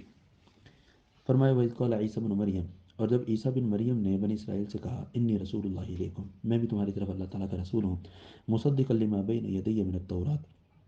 کہ میرے سامنے جو تورات کی کتاب آئی ہے میں اس کی تصدیق کرنے والا ہوں۔ عیسیٰ علیہ السلام پر انجیل آئی تھی تو انجیل کے ذریعے میں تورات کی تصدیق کرتا ہوں۔ وَمُبَشِّرًا بِرَسُولٍ يَأْتِی مِن بَعْدِهِ اسْمُهُ أَحْمَدُ، اور میں اپنے بعد آنے والے ایک رسول کی خوشخبری بھی لے کر آیا ہوں، اس کا نام احمد ہے۔ فلما جاءهم بالبينات، جب وہ احمد رسول ان کے پاس نشانیاں لے کر آ گیا، قالوا هذا سحر مبین، یہ تو واضح جادو ہے۔ فرمایا ومن اظلم ممن افترى على الله الكذب، کون ہے اس سے بڑا ظالم جو اللہ تعالیٰ کے متعلق جھوٹ بولے، وهو يدعى الى الاسلام، اور حالانکہ اس کو کسی غلط کام کی طرف نہیں بلکہ اسلام کی دعوت دی جا رہی ہو، پھر بھی وہ اللہ تعالیٰ کے بارے میں جھوٹ بولے، تو واللہ لا يهدي القوم الظالمین، اللہ تبارک تعالیٰ ظالم قوم کو ہدایت نہیں عطا فرماتا۔ یریدون لیطفئوا نور اللہ، وہ چاہتے ہیں کہ اللہ تعالیٰ کے نور کو اپنے منہوں سے پھونکے مار مار کر بجھا دیں، لیکن دوسری جانب کیا ہے، واللہ متم نورہ ولو کرہ الکافرون، اور اللہ تبارک تعالیٰ اپنے نور کو پورا کرنے والا ہے چاہے کافروں کو یہ برا لگے۔ فرمایا هو الذی ارسل رسولہ، وہ ذات ہے جس نے اپنے رسول کو ہدایت دے کر بھیجا، ودین الحق، اور دین حق دے کر بھیجا، کس لیے، لیظہرہ علی الدین کلہ، تاکہ اللہ تعالیٰ اس سارے ادیان باطلہ پر اس دین کو، اس نظام زندگی کو غالب کر دے، ولو کرہ المشرکون، چاہے کافروں کو یہ بات بری لگے۔ فرمایا یا ایھا الذین آمنوا، اے ایمان والو، هل ادلکم علی تجارت تنجیکم من عذاب علیم، کیا میں تمہیں عذاب علیم سے نجات دینے والی تجارت کے متعلق نہ بتلاؤں؟ تؤمنون باللہ، تم اللہ تعالیٰ پر ایمان لاؤ، ورسولہ، اور اللہ کے رسول پر ایمان لاؤ، وتجاہدون فی سبیل اللہ، اور تم اللہ کی راہ میں جہاد کرو اپنے مالوں کے ساتھ، اپنی جانوں کے ساتھ، ذالکم خیر لکم ان کنتم تعلمون، یہ تمہارے لیے بہتر ہے اگر تم جانتے ہو، یغفر لکم ذنوبکم، اللہ تعالیٰ تمہارے اس رد عمل پر کیا فرمائے گا، تمہارے گناہوں کو معاف فرما دے گا، اور تمہیں ایسی جنتوں میں داخل فرمائے گا جس کے نیچے سے نہریں جاری ہیں، ومساکن طیبۃ فی جنات عدن، اور پاکیزہ رہائشوں میں اللہ تبارک و تعالیٰ تمہیں رہائش دے گا کہ جو کہ ہمیشگی کی جنتوں میں ہے، ذالک الفوز العظیم، یقیناً یہ بہت بڑی کامیابی ہے، وأخرى تحبونها نصر من اللہ وفتح قریب، اور بہت سی ایسی چیزیں جو تمہیں پسند ہیں وہ بھی اللہ تعالیٰ تمہیں دے گا، اللہ تعالیٰ کی طرف سے مدد بھی ہوگی اور فتح قریب بھی ہوگی، مومنوں کو خوشخبری دے دیجیے۔ مطلب یہ ہے کہ مکہ فتح ہوگا، اس کے بعد فارس اور روم جو ہے وہ بھی اللہ تبارک تعالیٰ تمہارے ہاتھوں فتح کروائے گا۔ یا ایھا الذین آمنوا کونوا انصار اللہ، اے ایمان والو اللہ تعالیٰ کے مددگار بن جاؤ، کما قال عیسی ابن مریم للحواریین من انصاری الی اللہ، جیسے عیسیٰ علیہ السلام نے اپنے حواریوں سے کہا تھا کہ اللہ تعالیٰ کے لیے میرا مددگار کون ہے، قال الحواریون، حواریوں نے کہا نحن انصار اللہ، ہم اللہ تعالیٰ کے مددگار ہیں، فآمنت طائفۃ من بنی اسرائیل وکفرت طائفہ، تو بنی اسرائیل سے ایک گروہ جو ہے اللہ تعالیٰ پر ایمان لے آیا اور ایک گروہ نے انکار کر دیا، فأیدنا الذین آمنوا علی عدوہم فاصبحوا ظاہرین، تو پھر ہم نے ایمان لانے والوں کی ان کے دشمن کے خلاف مدد فرمائی اور وہ غالب ہو گئے۔ الحمدللہ، یہ سورہ صف کا ترجمہ اور مختصر تفسیر ہم نے مکمل کی۔ اس کے بعد سورہ جمعہ ہے، مدنی صورت ہے اور اس کی 11 آیات ہیں۔ بسم اللہ الرحمن الرحیم، سورہ جمعہ کو سورہ جمعہ اس لیے کہتے ہیں کہ یہاں پر جمعے کے متعلق کچھ احکامات ہیں۔ فرمایا یسبح للہ ما فی السماوات و ما فی الارض، اللہ تعالیٰ کے لیے ہی آسمان و زمین میں جو کچھ ہے وہ تسبیح بیان کرتی ہے، ہر چیز۔ وہ اللہ تعالیٰ کی ذات کون ہے، الملک القدوس، کہ وہ بادشاہ بھی ہے، پاکیزہ بھی ہے، غالب بھی ہے اور حکمت والا بھی ہے۔ هو الذی بعث فی الامیین، وہی ذات ہے جس نے امی لوگوں میں، ان پڑھ لوگوں میں رسول انہی میں سے بھیجا، یعنی جو لکھنا پڑھنا نہیں جانتے، یتلو علیہم آیاتہ، یہ رسول ان پر اپنی آیات پڑھ پڑھ کر ان کو سناتا ہے، ویزکیہم، اور ان کا تزکیہ نفس کرتا ہے، ویعلمہم الکتاب والحکمہ، اور انہیں کتاب و حکمت کی تعلیم دیتا ہے، وَإِن كَانُوا مِن قَبْلُ لَفِي ضَلَالٍ مُبِينٍ، اگرچہ وہ اس سے پہلے واضح گمراہی میں تھے، یعنی ایمان لانے سے پہلے وہ واضح گمراہی میں تھے، انہیں پتہ نہیں تھا کہ اللہ کے رسول کون ہیں، کہاں آئیں گے، یہ ساری چیزیں ان کو پتہ نہیں تھی۔ فرمایا وآخرین منہم لما یلحقوا بہم، ان کے بعد بھی بہت سے لوگ آنے والے ہیں جو ابھی تک نہیں آئے، اللہ تعالیٰ ان پر بھی آیات کو پڑھنے کے لیے انبیاء کو مبعوث فرماتا ہے، اس سے مراد ہم لوگ بھی ہیں، وآخرین منہم لما یلحقوا بہم، ابھی تک ان صحابہ کرام سے نہیں ملے، وہ العزیز الحکیم، اور وہ اللہ تعالیٰ کی ذات غالب اور حکمت والی ہے، ذالک فضل اللہ یؤتی من یشاء، یہ اللہ تعالیٰ کا فضل ہے جسے چاہتا ہے عطا فرماتا ہے، واللہ ذو الفضل العظیم، اور اللہ تبارک و تعالیٰ بہت بڑے فضل والا ہے۔ مثل الذین حملوا التوراۃ، ان لوگوں کی مثال جن کو تورات کی ذمہ داری دی گئی، ثم لم يحملوها، اور ان یہودیوں نے اس تورات کی ذمہ داری کو نہیں لیا، ان کی مثال کیسی ہے، کمثل الحمار یحمل اسفارا، گدھے جیسی ہے جو کتابوں کا بوجھ اپنے اوپر اٹھائے ہوئے ہے، مطلب اس کے اوپر علم کا وزن تو ہے لیکن اس کو پتہ نہیں ہے اس میں ہے کیا کچھ اور اس کا تقاضا کیا ہے، اس پر عمل کیسے کرنا ہے۔ تو یہودیوں کی مثال اللہ تعالیٰ نے گدھے جیسی دی ہے۔ فرمایا بئس مثل القوم الذین کذبوا بآیات اللہ، اللہ تعالیٰ کی آیات کی تکذیب کرنے والوں کے لیے مثال بہت بری ہے، واللہ لا یہدی القوم الظالمین، اور اللہ تبارک تعالیٰ ظالم قوم کی رہنمائی نہیں فرماتا۔ قل کہہ دیجیے یا ایھا الذین ہادوا، اے وہ لوگو جو یہودی ہو گئے ہو، ان زعمتم، اگر تم سمجھتے ہو کہ تم اللہ تعالیٰ کے دوست ہو، من دون الناس، لوگوں کے علاوہ، مطلب کہ سارے کے سارے لوگ جو ہیں وہ اللہ تعالیٰ کے مقرب نہیں ہیں، تم ہی اللہ تعالیٰ کے مقرب ہو، تو پھر فتمنوا الموت ان کنتم صادقین، تم ذرا موت کی تمنا کرو نا اگر تم سچے ہو، اگر تم اللہ تعالیٰ کے مقرب ہو تو اللہ سے ملنے کی، موت کی تمنا کرو، ولا یتمنونہ ابدا، ایسا ان کے سر پر سوال ڈالا کہ فوری طور پر ان کی بولتی بند، ولا یتمنونہ ابدا، قرآن نے کہا کہ وہ کبھی بھی موت کی تمنا نہیں کریں گے، کیوں؟ بما قدمت ایدیہم، انہیں پتہ ہے کہ آگے جا کر بھی ہمارے اپنے کرتوتوں کی وجہ سے لتر ہی پڑیں گے، واللہ علیم بالظالمین، اور اللہ تبارک تعالیٰ ظالم قوم کو جاننے والا ہے۔ قل کہہ دیجیے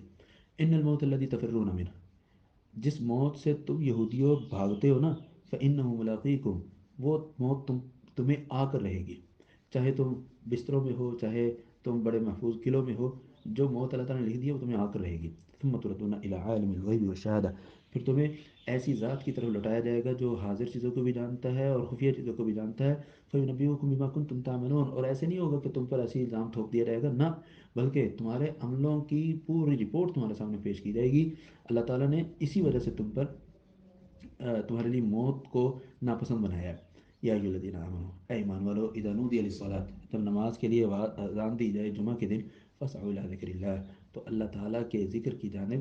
تیزی سے آؤ، فوری آؤ، وذروا البیع، خرید و فروخت چھوڑ دو، ذالکم خیر لکم ان کنتم تعلمون، خرید و فروخت چھوڑ کر جمعے کے دن نماز کے لیے آنا یہ تمہارے لیے بہتر ہے اگر تم جانتے ہو، یہ مت کہنا کہ گاہک آئے ہوئے ہیں ان گاہکوں کو ہم ذرا نمٹا لیں پھر چلا جاؤں گا، نہ، چھوڑ دو، یہ تمہارے لیے بہتر ہے، تمہاری آمدن میں برکت اللہ نے ڈالنی ہے، تم نے نہیں ڈالنی۔ فَإِذَا قُضِيَتِ الصَّلَاةُ، جب نماز مکمل ہو جائے، فَانتَشِرُوا فِي الْأَرْضِ، تو زمین میں پھیل دو، وَابْتَغُوا مِن فَضْلِ اللَّهِ، اور اللہ کا فضل تلاش کرو، یعنی جمعے کے فوری بعد تمہیں چھٹی کرنے کی ضرورت نہیں ہے، جمعے کے بعد پھر کھول لو اپنی دکانیں، کوئی مسئلہ نہیں، لیکن ہمارے یہاں الٹا ہے، جمعے سے پہلے دکان بند نہیں کرنی اور جمعے کے بعد کھولنی نہیں، حالانکہ اللہ تعالیٰ نے فرمایا کہ جب جمعے کی اذان ہو جائے دکان بند کر کے مسجد میں آ جاؤ، جمعے کے بعد پھر کھول لو۔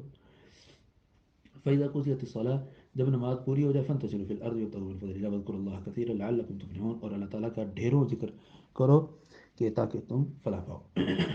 فرمایا وَإِذَا رَأَوْا تِجَارَةً أَوْ لَهْوًا انفَضُّوا إِلَيْهَا وَتَرَكُوكَ قَائِمًا، جب یہ لوگ جمعہ کے لیے آنے والے لوگ تجارتی قافلے کو دیکھتے ہیں یا کسی لاو لعب چیز کو دیکھتے ہیں تو خطبہ چھوڑ کر اس کی طرف چلے جاتے ہیں اور آپ کو خطبہ دیتے ہوئے کھڑی حالت میں چھوڑ کر چلے جاتے ہیں۔ یہاں سے پتہ چلا کہ جو جمعے کا خطبہ ہے وہ کھڑے ہو کر ہوتا ہے، بیٹھ کر خطبہ نہیں ہوتا، ہمارے یہاں جو تصور ہے نا، پہلے بیٹھ کر تقریر کرتے ہیں بعد میں خطبہ دیتے ہیں، یہ غلط ہے۔ اللہ تعالیٰ نے تمام انبیاء کو ان کی زبان میں دعوت دینے کی تبلیغ کی ہے، دعوت دینے کا حکم دیا ہے، تو خطبہ جو ہے وہ عربی زبان میں ہونا ضروری نہیں ہے، کیوں؟ خطبے کا تو مقصد یہ ہے کہ قوم کو قرآنی ہدایات اور تعلیمات سے آشنا کیا جائے، جب وہ ان کی زبان سے ہی نہیں، زبان میں ہی نہیں ہوگا خطبہ تو ان کو کیا تعلیمات ملیں گی؟ کل کہہ دیجیے ما عند اللہ خیر من اللہ ومن التجارہ، اس لہو و لعب اور تجارت سے کے علاوہ جو کچھ اللہ تعالیٰ کے پاس ہے وہ بہت بہتر ہے، اس لیے دوران خطبہ چھوڑ کر جانے کی قطعاً اجازت نہیں ہے، واللہ خیر الرازقین، اللہ تعالیٰ بہترین رزق دینے والا ہے۔ ابھی واللہ خیر الرازقین کا جو لفظ ہے یہ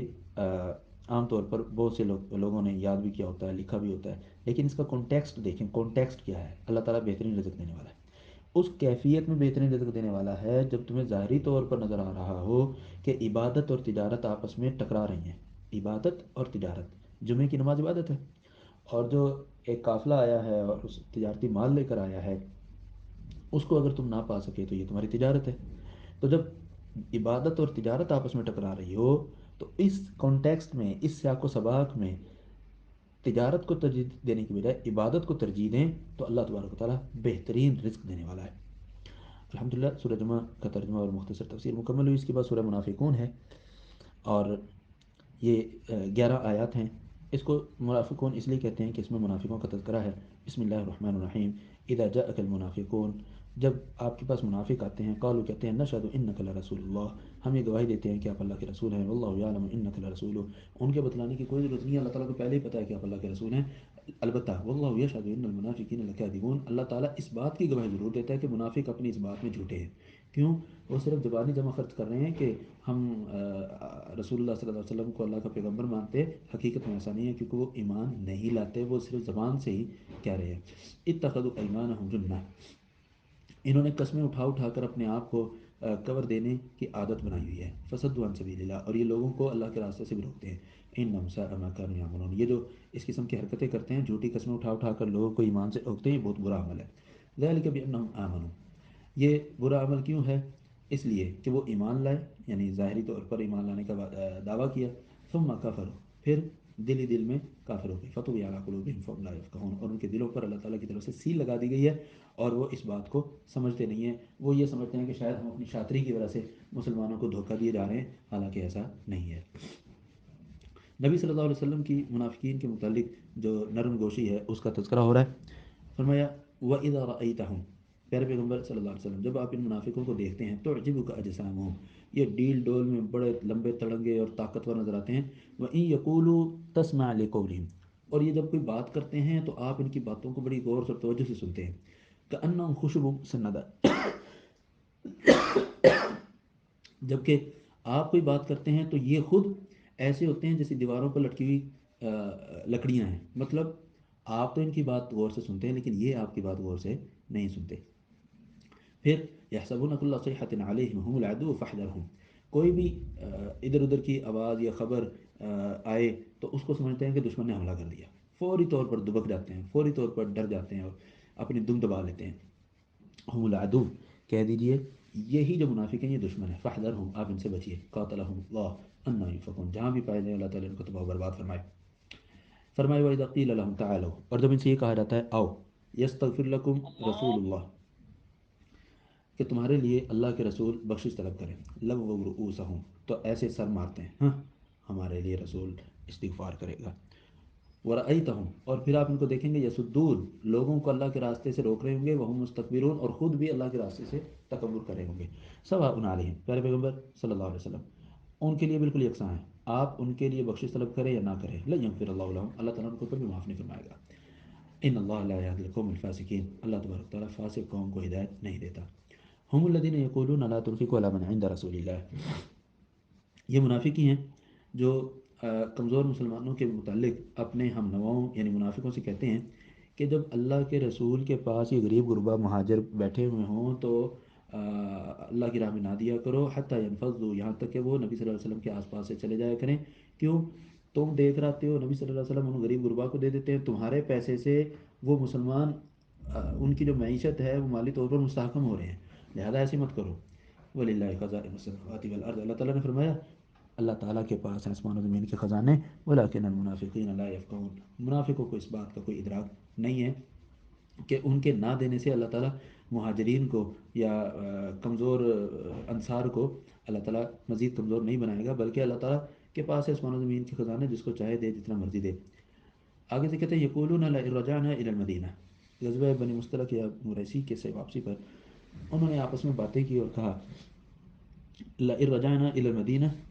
اگر ہم مدینہ میں پہنچے واپس، لَيُخْرِجَنَّ الْأَعْزُ مِنْهَا الْأَذَلَّ، مدینے سے جو معزز فرد ہے وہ ذلیل ترین شخص کو نکال دے گا، مطلب عبداللہ بن ابی جو ہے وہ نبی صلی اللہ علیہ وسلم کو مدینے سے باہر نکال دیں گے۔ یہ بات سیدنا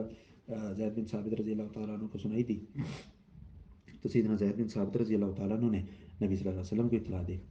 جب منافقوں کو بلایا گیا وہ انکار کو کر گئے، نہیں ہم نے تو ایسی کوئی بات نہیں کی، تو اللہ تبارک تعالیٰ نے سیدنا زید بن ثابت رضی اللہ تعالیٰ عنہ کی تائید میں یہ آیات نازل فرما دی، فرمایا وَلِلَّهِ الْعِزَّةُ وَلِرَسُولِهِ وَلِلْمُؤْمِنِينَ وَلَٰكِنَّ الْمُنَافِقِينَ لَا يَعْلَمُونَ، عزت جو ہے اللہ کے لیے، رسول کے لیے، مومنوں کے لیے، لیکن منافقوں کو اس چیز کا ادراک نہیں ہے۔ فرمایا یا ایھا الذین آمنوا، اے ایمان والو، تمہارے مال اور تمہاری اولادیں اللہ کے ذکر سے تمہیں غافل نہ کر دیں، یعنی منافقوں کو کہا جا رہا ہے یہ اللہ کی راہ میں خرچ کرنا، یہ اللہ کا ذکر، اللہ کی یاد ہے۔ وَمَن يَفْعَلْ ذَلِكَ، اگر کوئی اس مال و دولت کی وجہ سے غافل ہو جاتا ہے تو پھر وَمَن يَفْعَلْ ذَلِكَ فَأُولَٰئِكَ هُمُ الْخَاسِرُونَ، یہی لوگ خسارہ پانے والے ہیں۔ فرمایا وَأَنفِقُوا مِمَّا رَزَقْنَاكُم مِّن قَبْلِ أَن يَأْتِيَ أَحَدَكُمُ الْمَوْتُ، ہم نے جو کچھ تمہیں رزق دیا ہے اس کو خرچ کرو قبل ازیں کہ اللہ تبارک و تعالیٰ کی طرف سے تمہارے پاس موت آ جائے، اور موت کے آنے پر وہ کہے لولا اخرتنی الی اجل قریب، کاش کہ اللہ تعالیٰ ہمیں تھوڑی سی مہلت اور دیتا، فاصدق، اور میں صدقہ خیرات کرتا، واکن من الصالحین، اور میں نیکوکاروں میں سے ہو جاتا، ولن یؤخر اللہ نفسا اذا جاء اجلها، اللہ تبارک و تعالیٰ کسی بھی جان کو اس کی موت کے وقت سے ذرہ بھی مؤخر نہیں فرماتا جب اس کا وقت آ جاتا ہے، واللہ خبیر بما تعملون، اللہ تبارک تعالیٰ تمہارے اعمال کے متعلق مکمل خبر رکھنے والا ہے۔ الحمدللہ سورۃ المنافقون مکمل ہوئی۔ اس کے بعد سورۃ تغابن ہے، یہ بھی مدنی صورت ہے اور اس کی 18 آیات ہیں۔ بسم اللہ الرحمن الرحیم، یسبح للہ ما فی السماوات و ما فی الارض۔ اس صورت کو سورۃ تغابن کہتے ہیں، غبن کہتے ہیں نقصان کو، تغابن ایک دوسرے کو نقصان پہنچانے کا دن، قیامت کے لیے یہاں پر یوم التغابن کا لفظ استعمال کیا گیا ہے، تو اس لیے اس صورت کو تغابن کہا گیا۔ یسبح للہ ما فی السماوات و ما فی الارض، اللہ تعالیٰ کے لیے ہے جو کچھ آسمانوں اور زمین میں تسبیح بیان کرتی ہے۔ لہو ملک السماوات، لہو الملک و لہ الحمد، بادشاہت اور تعریفیں اللہ ہی کے لیے ہیں۔ وہ علی کل شیء قدیر، اور اللہ تبارک و تعالیٰ کی ذات ہر چیز پر قادر ہے۔ هو الذی خلقکم، وہ ذات ہے جس نے تم کو پیدا کیا۔ فمنکم کافر، تم میں سے کچھ ایسے ہیں جو کافر ہیں۔ ومنکم مؤمن، اور کچھ ایسے ہیں جو ایمان لانے والے ہیں۔ واللہ بما تعملون بصیر، اور اللہ تبارک و تعالیٰ دونوں کو ان کے اعمال کے مطابق جانتا ہے۔ خلق السماوات والارض بالحق، اللہ تبارک و تعالیٰ نے آسمانوں زمین کو حق کے ساتھ پیدا کیا ہے۔ وصورکم فاحسن صورکم، اور اللہ تعالیٰ نے تمہاری تصویریں بنائی ہیں، شکلیں بنائی ہیں، اور وہ تمہاری شکلیں جو ہیں بڑی خوبصورت بنائی ہیں۔ وَإِلَيْهِ الْمَصِيرُ، اور اسی کی طرف تم نے لوٹ کر جانا ہے۔ يَعْلَمُ مَا فِي السَّمَاوَاتِ وَالْأَرْضِ، وہ آسمان و زمین میں جو کچھ بھی ہے اس کو جانتا ہے۔ وَيَعْلَمُ مَا تُسِرُّونَ وَمَا تُعْلِنُونَ، اور اللہ تبارک و تعالیٰ تمہارے خفیہ اور اعلانیہ ساری چیزوں کو جانتا ہے۔ وَاللَّهُ عَلِيمٌ بِذَاتِ الصُّدُورِ، اللہ تبارک و تعالیٰ تمہارے سینے کی باتوں کو جاننے والا ہے۔ فرمایا الم یأتکم نبأ الذین کفروا من قبل، تمہارے پاس ایسے کافروں کی خبریں نہیں آئی جو تم سے پہلے گزر چکے۔ فذاقوا وبال امرہم، انہوں نے اپنے کیے کرائے کا مزہ چکھا۔ فلہم عذاب علیم، اور سابقہ اقوام کے ان کافروں کے لیے عذاب علیم ہے۔ کیوں ان کو عذاب علیم دیا جا رہا ہے؟ ذالک بانہ کانت تأتیہم رسلہم بالبینات، اس وجہ سے کہ ان کے پاس جب ان کے رسول آتے تھے نشانیاں لے کر، فقالو، تو آگے سے کہتے ابشر یہدوننا، ہمارے جیسا بشر ہماری رہنمائی کرے گا؟ یہ تو بہت غلط بات ہے۔ فکفروا، انہوں نے بشر ہونے کی وجہ سے رسول کا انکار کر دیا۔ وتولوا، اور بات ماننے سے پھر گئے۔ واستغنى اللہ، اللہ تعالیٰ کو بھی ان کے ایمان کی کوئی ضرورت نہیں تھی، اللہ تعالیٰ بھی بڑی بے نیاز ذات ہے۔ واللہ غنی، اللہ تعالیٰ سارے کے سارے ایمان لانے والوں سے بے نیاز ہے۔ حمید، اور جو ایمان لے آتے ہیں اللہ تعالیٰ ان کی تعریف بھی بیان کرتا ہے۔ فرمایا زعم الذین کفروا ان لن یبعثوا، کافروں کا یہ گمان ہے کہ ان کو دوبارہ سے نہیں اٹھایا جائے گا۔ قل کہہ دیجیے بلا وربی، کیوں نہیں، میرے رب کی مجھے قسم، لتبعثن، تمہیں دوبارہ سے ضرور اٹھایا جائے گا، ثم لتنبؤن، پھر تمہیں تمہارے اعمال کے مطابق خبر بھی دی جائے گی کہ تم کیا کچھ کرتے رہے ہو۔ وذلک علی اللہ یسیر، یہ سارے کام کرنا اللہ تعالیٰ کے لیے بہت آسان ہے۔ فآمنوا باللہ ورسولہ، اللہ اور اس کے رسول پر ایمان لاؤ۔ والنور الذی انزلنا، اور اس نور پر بھی ایمان لاؤ جو اللہ تعالیٰ نے نازل کیا، مطلب قرآن پر۔ واللہ بما تعملون خبیر، اور اللہ تبارک و تعالیٰ تمہارے اعمال کے متعلق خبر رکھنے والا ہے۔ فرمایا یوم یجمعکم لیوم الجمع ذلک یوم التغابن، قیامت والے دن اللہ تبارک و تعالیٰ تم سب کو اکٹھا کرے گا اور یہ نقصان پہنچانے کا دن ہے، یوم التغابن۔ اس کا مطلب یہ ہے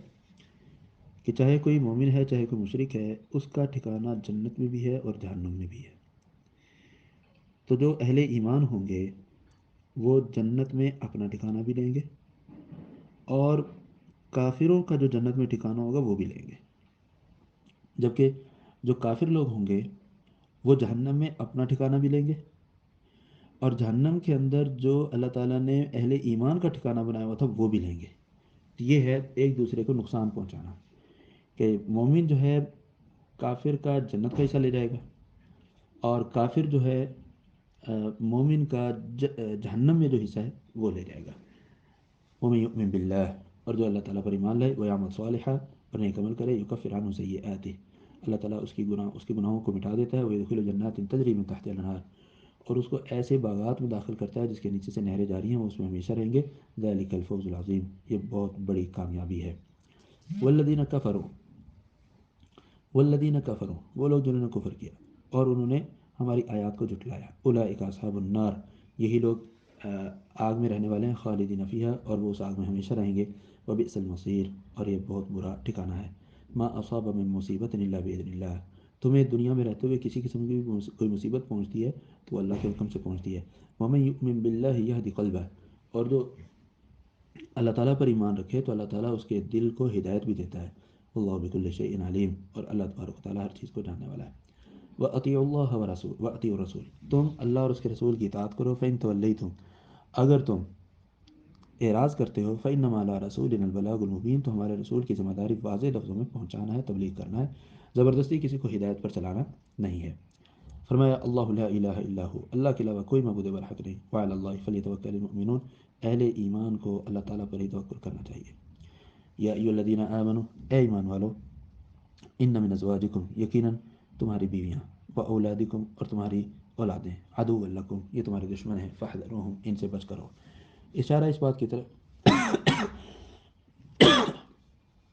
کہ کچھ اہل ایمان کے اہل خانہ انہیں نیکیاں کرنے سے روکتے ہیں اور کہتے ہیں کہ تمہارے اندر طاقت نہیں ہے، بچے ہیں، تمہاری بیوی ہے، ان کے اخراج بھی تم نے برداشت کر رہے ہیں، لہٰذا تم یہ نیکیاں نہ کرو۔ تو ان لوگوں کو مدینہ کی طرف ہجرت کرنے سے انہوں نے روک دیا۔ مومن تھے، مکہ کے رہائشی تھے، مکہ کے لوگوں نے ان کو ہجرت کرنے سے روک دیا، یعنی گھر کے افراد نے، کہ تم مدینہ چھوڑ کر چلے جاؤ گے تو پیچھے میرا کون پرسان حال ہوگا، اس طرح کی دیگر باتیں کی۔ لیکن جب ان کو ہجرت کرنے کا موقع ملا اور مدینہ میں آئے تو انہوں نے دیکھا کہ مدینہ کے ماحول کی وجہ سے دیگر جو صحابہ کرام ہیں وہ دین اسلام کی بہت زیادہ تعلیمات سیکھ چکے ہیں اور ان سے بہت آگے بڑھ چکے ہیں۔ تو پھر اہل ایمان کو اس پر افسوس ہوا، تو اللہ تعالیٰ نے ان کے متعلق فرمایا وَإِن تَعْفُوا، اگر تم اپنے گھر والوں کو معاف کر دو، وَتَصْفَحُوا، درگزر کرو، وَتَغْفِرُوا، اور ان کو بخش دو، فَإِنَّ اللَّهَ غَفُورٌ رَحِيمٌ، تو اللہ تبارک تعالیٰ بھی بخشنے والا اور نہایت رحم کرنے والا ہے۔ انما اموالکم اولادکم فتنہ، یقیناً تمہارا مال اور تمہاری اولاد یہ اللہ تعالیٰ کی طرف سے آزمائش ہے۔ اللہ تعالیٰ دے کر بھی آزماتا ہے اور لے کر بھی آزماتا ہے۔ مال دیا ہے، اولاد دی ہے، یہ بھی اللہ تعالیٰ کی طرف سے آزمائش ہے۔ اللہ تعالیٰ نے تمہیں مال نہیں دیا، اولاد نہیں دی، یہ بھی اللہ تعالیٰ کی طرف سے آزمائش ہے۔ واللہ عنده اجر عظیم، اور اللہ تبارک و تعالیٰ کے ہاں بہت عظیم اجر ہے۔ فاتقوا اللہ ما استطعتم، اللہ تبارک و تعالیٰ کا جتنا تم تقوی اختیار کر سکتے ہو تم تقوی اپناؤ۔ واسمعوا، اور اللہ تعالیٰ کی تعلیمات اور ہدایات کو سنو۔ واطیعوا، اور اللہ تعالیٰ کی فرما برداری کرو۔ وانفقوا، اور اللہ کی راہ میں خرچ کرو۔ خیرا لانفسکم، یہ تمہارے لیے بہتر ہے۔ ومن یوق شح نفسہ، اور جس کو نفسانی بخیلی سے روک دیا جائے وہی لوگ جو ہیں وہ کامیاب ہونے والے ہیں۔ ان تقرضوا اللہ، اگر تم اللہ تعالیٰ کو قرض دو، قرض حسن، یضاعف لکم، اللہ تبارک و تعالیٰ تمہارے لیے وہ قرض حسنہ دیا ہوا بڑھا چڑھا دے گا۔ ویغفر لکم، اور تمہیں بخش بھی دے گا۔ واللہ شکور حلیم، اور اللہ تبارک و تعالیٰ قدر کرنے والا اور بردبار ہے، تمہیں فوری طور پر تم پر اپنی پکڑ نازل نہیں فرماتا۔ عالم الغیب والشہادہ، اللہ تعالیٰ کی ذات جو ہے عالم الغیب والشہادہ، وہ غیب جاننے والی ذات ہے اور حاضر چیزوں کو بھی جاننے والی ذات ہے، وہ غالب ہے اور حکمت والا ہے۔ یا الحمدللہ یہ سورۃ تغابن کا ترجمہ مکمل ہوا۔ اس کے بعد سورۃ طلاق ہے، سورۃ طلاق ہے۔ فرمایا سورۃ طلاق جو ہے یہ مدنی صورت ہے اور اس کی 12 آیات ہیں۔ طلاق اس کا نام اس لیے ہے کہ اللہ تبارک و تعالیٰ نے طلاق کا لفظ بول کر یہاں طلاق کے احکامات ذکر کیے ہیں۔ فرمایا یا ایھا النبی، اے نبی، اذا طلقتم النساء، جب تم اپنی بیویوں کو طلاق دو، فطلقوہن لعدتہن، تو ان کو ان کی عدت شمار کرنے کے لیے طلاق دو، واحصوا العدہ، اور عدت کو شمار بھی کرو۔ واتقوا اللہ ربکم، اور اللہ تعالیٰ سے ڈرو جو تمہارا پروردگار بھی ہے۔ مطلب طلاق ان کو نقصان پہنچانے کے لیے نہیں دینی بلکہ ان کی خیر خواہی کرتے ہوئے دینی ہے۔ واتقوا اللہ ربکم لا تخرجوہن من بیوتہن، طلاق دینے کے بعد ان کو ان کے گھروں سے مت نکالو۔ یہاں یہ نہیں کہا کہ تم ان کو اپنے گھروں سے نہ نکالو، نہ، یہ کہا ہے تم اپنی بیویوں کو اپنی بیویوں کے گھر سے مت نکالو۔ یہ اشارہ اس بات کی طرف کہ طلاق کے بعد بھی بیوی بیوی رہتی ہے جب تک عدت ختم نہ ہو۔ ولا یخرجن، پھر اللہ تعالیٰ نے یہ بھی فرما دیا کہ وہ خود بھی نہ نکلے۔ ایک ہوتا ہے کہ انسان تو نہیں نکلتا لیکن ان کو اتنا پش کر دیا جائے، اتنا مجبور کر دیا جائے کہ وہ خود ہی نکل جائیں، نہ، ایسا بھی کام نہیں کرنا۔ الا ان یاتین بفاحشۃ مبینہ، ہاں ان سے کوئی واضح غلطی ہو جائے اور پھر وہ تمہارے گھر سے نکل جائیں تو یہ اور بات ہے۔ وتلک حدود اللہ، یہ اللہ تعالیٰ کی حدیں ہیں۔ ومن یتعد حدود اللہ، اور جو اللہ تعالیٰ کی حدوں کو کراس کرتا ہے، فرمایا فقد ظلم نفسہ، وہ اپنے آپ پر ظلم کر رہا ہے۔ لا تدری لعل اللہ یحدث بعد ذلك امرا، آپ کو نہیں معلوم اس کے بعد اللہ تعالیٰ معاملے کو سدھار دے۔ کتنے واقعات ایسے ہوتے ہیں طلاق دینے کے بعد مہینے بعد 2 مہینے بعد 10 سال بعد 15 سال بعد بھی وہ میاں بیوی جو ہے آپس میں رجوع کرنے کا سوچ رہے ہوتے ہیں. تو اگر یہ طلاق کے بعد عدت اپنے گھر میں ہی گزارے گی خامن کے ساتھ ہی تو ظاہر سی بات ہے آنکھیں چار ہونے پر صلح کے امکان بہت زیادہ ہے. فرمایا فیضا بلغنا اجلہن، تمہارے گھر میں ہی عدت گزارنے کے باوجود ان کی عدت پوری ہو جائے، فامسکوہن بمعروف، ان کو اچھے طریقے سے روکو، او فارقوہن بمعروف، یا ان کو اچھے طریقے سے چھوڑ دو. کیا مطلب؟ ان کو چھوڑو تو ان کے ساتھ جو بھی ان کو تحفہ تحائف جو ہے وہ بھی دو. واشہدوا ذوی عدل منکم، اور اپنی طرف سے گواہ بھی بناؤ. وہ عقیم الشہادۃ للہ، اور اللہ کے لیے گواہ بناؤ، اپنے لیے نہیں یا اس خاتون کے خلاف نہیں بلکہ اللہ کے لیے. یعنی گواہ بنانے کا جو مقصد ہو وہ کسی کو نقصان پہنچانا نہ ہو بلکہ اللہ تعالیٰ کے احکامات کی تعمیل ہو. ذالکم یوعظ بہ من کان یؤمن باللہ والیوم الآخر، یہ اس شخص کو نصیحت کی جاتی ہے جو اللہ تعالیٰ اور آخرت کے دن پر ایمان رکھتا ہے. ومن یتق اللہ یجعل له مخرجا، اور جو اللہ تعالیٰ سے ڈرے، اللہ تعالیٰ کا تقوی اپنائے، اللہ تعالیٰ اس کے لیے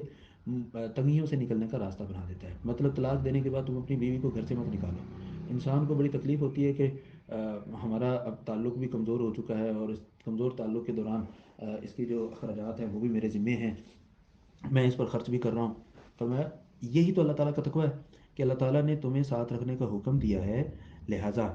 تقوی اپناؤ، اللہ تعالیٰ تمہارے لیے اس تنگی سے نکلنے کا راستہ بنا دے گا. وَيَرْزُقُ مِنْ حَيْثُ لَا يَحْتَسِبُ، اور اللہ تعالیٰ اس کو وہاں سے عطا فرمائے گا جہاں سے اس کو گمان بھی نہیں ہے. وَمَن يَتَوَكَّلْ عَلَى اللَّهِ، اور جو اللہ تعالیٰ پر توکل کرے فَهُوَ حَسْبُهُ، تو وہ اللہ تعالیٰ کی ذات اس کے لیے کافی ہے. ان اللہ بالغ امرہ، اللہ تبارک تعالیٰ اپنے احکامات پر عمل کروانے پر قادر ہے. قد جعل اللہ لکل شیء قدرا، اور اللہ تبارک تعالیٰ نے ہر چیز کے لیے ایک مقدار اور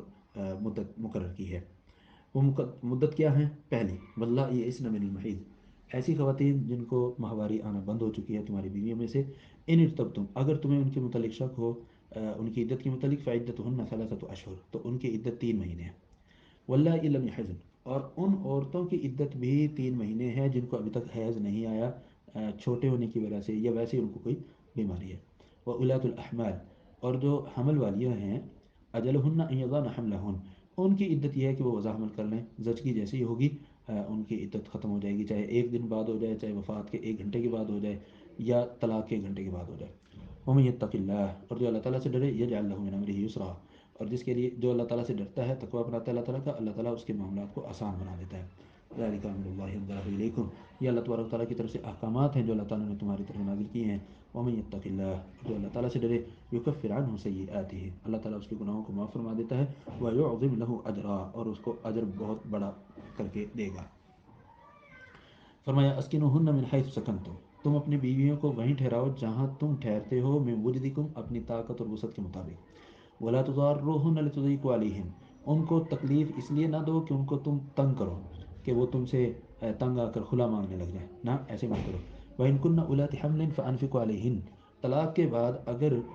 وہ حمل سے ہیں، امید سے ہیں، تو وضع حمل تک ان کا خرچہ تم نے برداشت کرنا ہے. فَإِنْ أَرْضَعْنَ لَكُمْ، وضع حمل کے بعد اگر وہ تمہارے بچے بچی کو دودھ بھی پلاتی ہیں تو فآتوہن اجورہن، تو دودھ پلانے کی اجرت بھی ان کو دینی ہے. وَأْتَمِرُوا بَيْنَكُم بِالْمَعْرُوفِ، آپس میں اپنے بچے کی اصلاح کے لیے، چاہے تمہارے اندر طلاق ہو چکی ہے، مشورہ کرو. وَإِن تَعَاسَرْتُمْ فَسَتُرْضِعُ لَهُ أُخْرَىٰ، اگر تمہارے درمیان باہمی تعلقات بہت مشکل ہیں تو فَسَتُرْضِعُ لَهُ أُخْرَىٰ، تو کسی اور عورت سے اپنے بچے کو دودھ پلانے کا انتظام کر سکتے ہو رضاعی ماں کے طور پر. جب رضاعی ماں کو تم نے دودھ پلانے کے لیے ہائر کرنا ہے، لِيُنْفِقْ ذُو سَعَةٍ مِّن سَعَتِهِ، تو اس کو بھی ہر کوئی اپنی وسعت اور طاقت کے مطابق خرچہ دے. وَمَنْ قُدِرَ عَلَيْهِ رِزْقُهُ فَلْيُنْفِقْ مِمَّا آتَاهُ اللَّهُ، اور اگر کسی کا ہاتھ تنگ ہے تو جتنی اللہ تعالیٰ نے اس کو استطاعت دی ہے اتنا ہی اللہ تعالیٰ کی راہ میں دے. لا يكلف الله نفسا الا ما آتاها، اللہ تعالیٰ کسی کو اس کی وسعت سے بڑھ کر اس کو عطا کیے ہوئے سے بڑھ کر مکلف نہیں بناتا. سيجعل الله بعد عسر يسرا، اللہ تبارک تعالیٰ عین ممکن ہے اس تنگی کے بعد آسانی بنا دے کہ تمہیں دودھ پلانا پڑ رہا ہے اور تم اپنے رضائی بچے کی رضائی ماں کو خرچہ بھی دے رہے ہو، خرچہ بڑھ رہا ہے، تو پریشان نہیں ہونا، اللہ تعالیٰ اس تنگی کے بعد آسانی بھی فرما دے گا. فرمایا وَكَأَيٍّ مِّن قَرْيَةٍ عَتَتْ عَنْ أَمْرِ رَبِّهَا، کتنی بستیاں ہیں جنہوں نے اپنے رب کے حکم کی نافرمانی کی، اپنے رسولوں کے حکم کی نافرمانی کی. فحاسبناها حسابا شدیدا، تو ہم نے ان سے سخت حساب لیا، وعذبناها عذابا نکرا، اور انتہائی گھنونا ان کو عذاب دیا، فذاقت وبال امرها، اس نے اپنی کارستانیوں کا مزہ چکھ لیا، وکان عاقبت امرها خسرا، اور اس کے معاملات کا جو انجام تھا وہ بہت خسارے والا تھا، تباہی والا تھا۔ اعد اللہ لهم عذابا شدیدا، اللہ تبارک تعالیٰ نے ان ساری اقوام کے لیے بڑا سخت عذاب تیار کیا ہوا ہے۔ فاتقوا اللہ، اللہ سے ڈر جاؤ، یا اولی الالباب، اے عقل والو، الذین آمنوا، جو لوگ ایمان لانے والے ہیں، قد انزل اللہ الیکم ذکرا، اللہ تعالیٰ ان سے مخاطب ہو کر کہہ رہا ہے کہ اللہ تعالیٰ نے تمہارے لیے نصیحت نازل فرما دی ہے، لہذا اللہ تعالیٰ کے احکامات پر عمل کرو۔ وہ ذکر کیا ہے؟ رسول یتلو علیکم آیات اللہ، وہ رسول ہے جو اللہ تعالیٰ کی طرف سے بھیجا گیا ہے، وہ تم پر اللہ تعالیٰ کی آیتیں پڑھتا ہے، وہ واضح آیات پڑھتا ہے۔ کیوں پڑھتا ہے؟ لیخرج الذین آمنوا، تاکہ وہ ایمان لانے والوں کو اندھیروں سے نکال کر روشنی کی طرف لے آئے، اور ایمان لانے والوں کو اور نیک عمل کرنے والوں کو۔ ومن یؤمن باللہ، اور جو اللہ تعالیٰ پر ایمان لائے اور نیک عمل کرے، اللہ تعالیٰ اس کو ایسی جنتوں میں داخل کرے گا جس کے نیچے نہریں جاری ہیں، وہ اس میں ہمیشہ رہیں گے۔ قد احسن اللہ له رزقا، اللہ تعالیٰ نے اس کے لیے بہت بہترین رزق تیار کیا ہوا ہے۔ اللہ الذی خلق سبع سماوات، اللہ تعالیٰ وہ ذات ہے جس نے آسمان و زمین کو پیدا کیا، ومن الارض مثلہن، اور ساتوں زمینیں بھی اتنی ہی پیدا کی، زمینیں بھی اتنی ہی پیدا کی، یتنزل الامر بینہن، ان آسمان و زمین کے درمیان اللہ تعالیٰ کا حکم نازل ہوتا ہے، یعنی وحی، لتعلموا، تاکہ تم جان لو، ان اللہ علی کل شیء قدیر، یقین اللہ تبارک و تعالیٰ ہر چیز پر قادر ہے، وان اللہ قد احاط بکل شیء علما، اور اللہ تبارک و تعالیٰ نے ہر چیز کو اپنے علم میں گھیرے کے اندر لیا ہوا ہے، کوئی بھی چیز اللہ تعالیٰ کے علم سے باہر نہیں ہے۔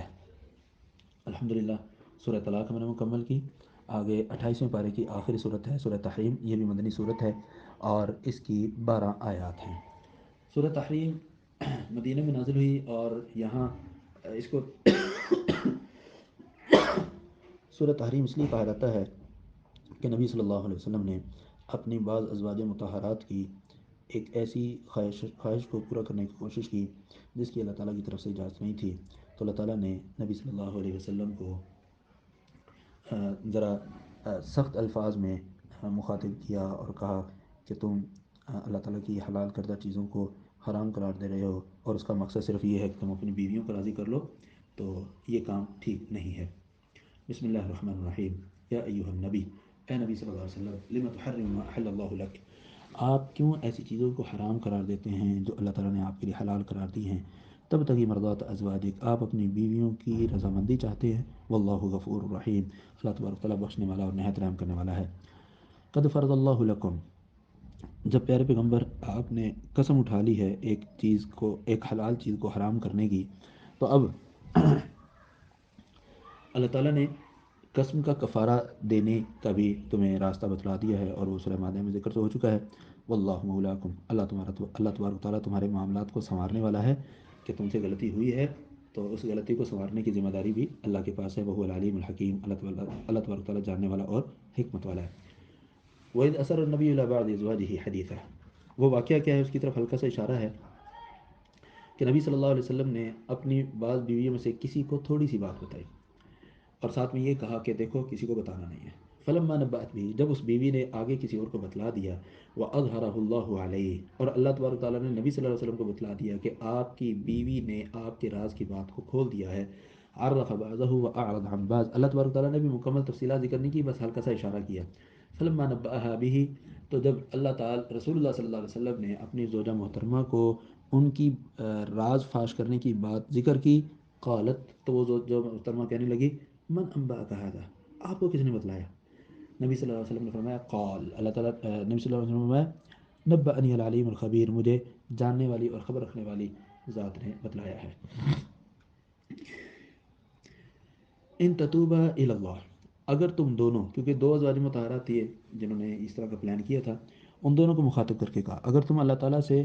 اپنے اس کیے کی توبہ کرو، فقط صغت قلوبکما، تو تمہارے دل جو ہیں وہ ٹیڑھے ہو گئے تھے، وَإِن تظاہر علیہ فإن اللہ هو مولا، اور اگر تم نبی صلی اللہ علیہ وسلم کے خلاف کوئی اقدام کرنا چاہتی ہو تو اللہ تبارک تعالیٰ اس رسول کا والی ہے، جبریل اور نیک مومن اور فرشتے بھی اس کے بعد اس نبی کے مددگار ہیں۔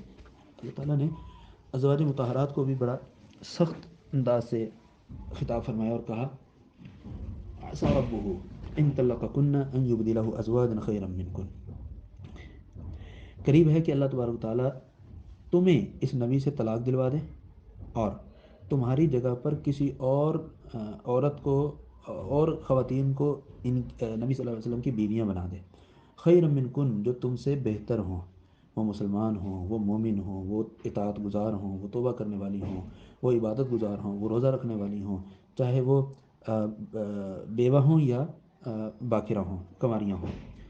اللہ تعالیٰ نے اتنا سخت جو ہے خطاب ازواج مطہرات سے بہت ہی کم فرمایا، کہا یا ایھا الذین آمنوا، اے ایمان والو، قوا انفسکم، اپنے آپ کو بچاؤ، واہلیکم نارا، اور اپنے گھر والوں کو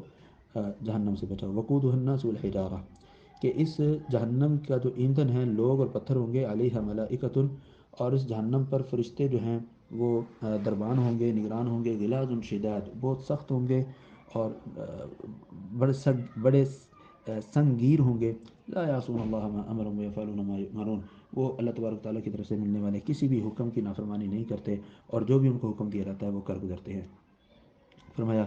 یا ایھا الذین کفروا، اے کفر کرنے والو، لا تعتذروا اليوم، تم آج قیامت والے دن اپنے عذر خواہی پیش مت کرو، اپنے عذر بتلاؤ، کیوں؟ انما تجزون ما کنتم تعملون، تمہیں اسی چیز کا بدلہ دیا جائے گا جو تم عمل کرتے رہے ہو۔ یا ایھا الذین آمنوا، اے ایمان والو، توبوا الی اللہ توبۃ نصوحا، تم اللہ تبارک و تعالیٰ کی جانب توبہ کرو اور سچی توبہ کرو۔ عسیٰ ربکم، قریب ہے تمہارا رب، ان یکفر عنکم، کہ اللہ تعالیٰ تمہارے گناہوں کو مٹا دے، وَيُدْخِلَكُمْ جَنَّاتٍ تَجْرِي مِن تَحْتِهَا الْأَنْهَارُ، اور اللہ تبارک و تعالیٰ تمہیں ایسی باغات میں داخل کرے جس کے نیچے سے نہریں جاری ہیں۔ یوم لا یخزی اللہ النبی، اس دن جب اللہ تبارک و تعالیٰ کسی نبی کو رسوا نہیں کرے گا اور نہ ہی ان کے ساتھ ایمان لانے والوں کو رسوا کرے گا۔ نورہم یسعیٰ بین ایدیہم، ان کی جو روشنی ہے، نور ہے، وہ ان کے آگے پیچھے، ان کے ایمان کی وجہ سے آگے پیچھے ان کا نور جو ہے وہ چلتا ہوگا۔ یقولون، وہ کہیں گے، ربنا اتمم لنا نورنا، پروردگار ہمارے نور کو پورا فرما دے، روشنی ہماری پوری فرما دے، واغفر لنا، اور ہمیں بخش دے، انک علی کل شیء قدیر، بے شک تو ہر چیز پر قادر ہے۔ یا ایھا النبی جاہد الکفار والمنافقین واغلظ علیہم، اے نبی صلی اللہ علیہ وسلم، کافروں کے ساتھ جہاد کیجیے، کافروں کے خلاف، والمنافقین، اور منافقوں کے خلاف بھی جہاد کیجیے، واغلظ علیہم، اور ان پر سختی کیجیے، ومأواہم جہنم، ان کا ٹھکانہ جہنم ہے، وبئس المصیر، اور یہ بہت برا ٹھکانہ ہے۔ یہاں اس آیت کریمہ میں جہاد کی دو قسمیں ذکر کی گئی ہیں، ایک جہاد بالسیف ہے، یعنی مسلح کارروائی کافروں کے خلاف ہوگی، اور ایک جہاد بالعلم ہے، باللسان ہے، زبان سے جہاد، وہ منافقوں کے خلاف ہوگی، کیونکہ نبی صلی اللہ علیہ وسلم کو منافقین کے خلاف مسلح کارروائی سے روکا گیا، تو یہاں پھر جہاد کا معنی ہوگا کہ منافقین کے خلاف جہاد باللسان کرنا ہے، کہ جو ان کے شبہات ہیں، اعتراضات ہیں، اسلام کے متعلق ان کی جو دسیسہ کاریاں ہیں، ان کو ختم کرنے کے لیے آپ نے محنت اور کوشش کرنی ہے زبانی طور پر۔ فرمایا ضرب اللہ مثلا للذین کفروا امرأۃ نوح وامرأۃ لوط، اللہ تبارک و تعالیٰ نے کفر کرنے والے لوگوں کے لیے نوح اور لوط کی بیوی کی مثال بیان کی ہے۔ کانتا تحت عبدین، کانتا تحت عبدین، یہ دونوں جو نوح اور لوط کی بیویاں تھیں، یہ دونوں ہمارے نیک بندوں کے عقد میں تھی، یعنی ان کی بیویاں تھیں نوح علیہ السلام اور لوط علیہ السلام۔ فلم یغنی عنہما، تو یہ انبیاء بھی اپنی بیویوں کو جہنم سے بچا نہیں سکے، فلم یغنی عنہما من اللہ شیئا، وقیل ادخلا النار مع الداخلین، اور کہا گیا کہ جہنم میں داخل ہونے والے کے ساتھ تم بھی داخل ہو جاؤ۔ کیا مطلب؟ کہ انسان کے اپنے اعمال یا انسان کو کامیاب کرتے ہیں، کسی کے ساتھ کوئی نسبت بن جائے یا کسی اونچے خاندان سے انسان کا تعلق ہو، جب تک انسان کا اپنا عمل نہیں ہوگا اس وقت تک وہ اونچا حسب نسب اس کو کسی قسم کا فائدہ نہیں دے گا۔ فرمایا وضرب اللہ مثلا للذین آمنوا امرأۃ فرعون، اہل ایمان کے لیے اللہ تبارک تعالیٰ نے فرعون کی بیوی کی مثال بیان کی، کہ فرعون کی بیوی نے کہا رب ابن لی عندک بیتا فی الجنہ، پروردگار اپنے پاس جنت میں میرے لیے محل بنا دے، ونجینی من فرعون، اور مجھے فرعون سے نجات دے دے، وعملہ، اور فرعون کے کرتوتوں سے بھی، ونجینی من القوم الظالمین، اور مجھے ظالم قوم سے بچا دے۔ یہاں جو تعلق ہے بیوی کا خامن کے ساتھ ہے، فرعون کے ساتھ، فرعون کے تعلق کی وجہ سے اس بیوی کو نقصان نہیں ہوگا، بلکہ اس بیوی کا اپنا جو عمل ہے وہ اللہ تبارک تعالیٰ نے دیکھا اور ان کے لیے اللہ تعالیٰ نے جنت میں محل تیار فرمایا۔ اسی طرح فرمایا وَمَرْيَمَ ابْنَتَ عِمْرَانَ الَّتِي أَحْصَنَتْ فَرْجَهَا، اور سیدہ مریم علیہ السلام کی بھی مثال اللہ تبارک تعالیٰ نے بیان کی ہے اہل ایمان کے لیے، جو کہ مریم بنت عمران ہے، الَّتِي أَحْصَنَتْ فَرْجَهَا، جنہوں نے اپنی شرمگاہ کی حفاظت کی، فَنَفَخْنَا فِيهِ مِن رُوحِنَا، اور ہم نے ان میں اپنی روح یعنی کلمت اللہ سیدنا عیسیٰ علیہ السلام کی روح پھونکی، وصدقت بکلمات ربیہا، اور انہوں نے اپنے رب کے کلمات کی تصدیق کی، وہ کتبی ہی، اور اللہ تعالیٰ کی طرف سے اترنے والی کتابوں کی بھی تصدیق کی، وہ کانت من القانتین، اور سیدہ مریم علیہ السلام جو ہیں وہ فرما برداروں میں سے تھی۔ الحمدللہ ہم نے آج 28ویں پارے کا ترجمہ اور مختصر تفسیر مکمل کی ہے۔ اللہ تبارک تعالیٰ ہمیں سمجھ کر اس پر عمل کرنے کی توفیق عطا فرمائے۔ سبحانک اللہم و بحمدک، اشہد ان لا الہ الا انت، استغفرک و اتوب الیک۔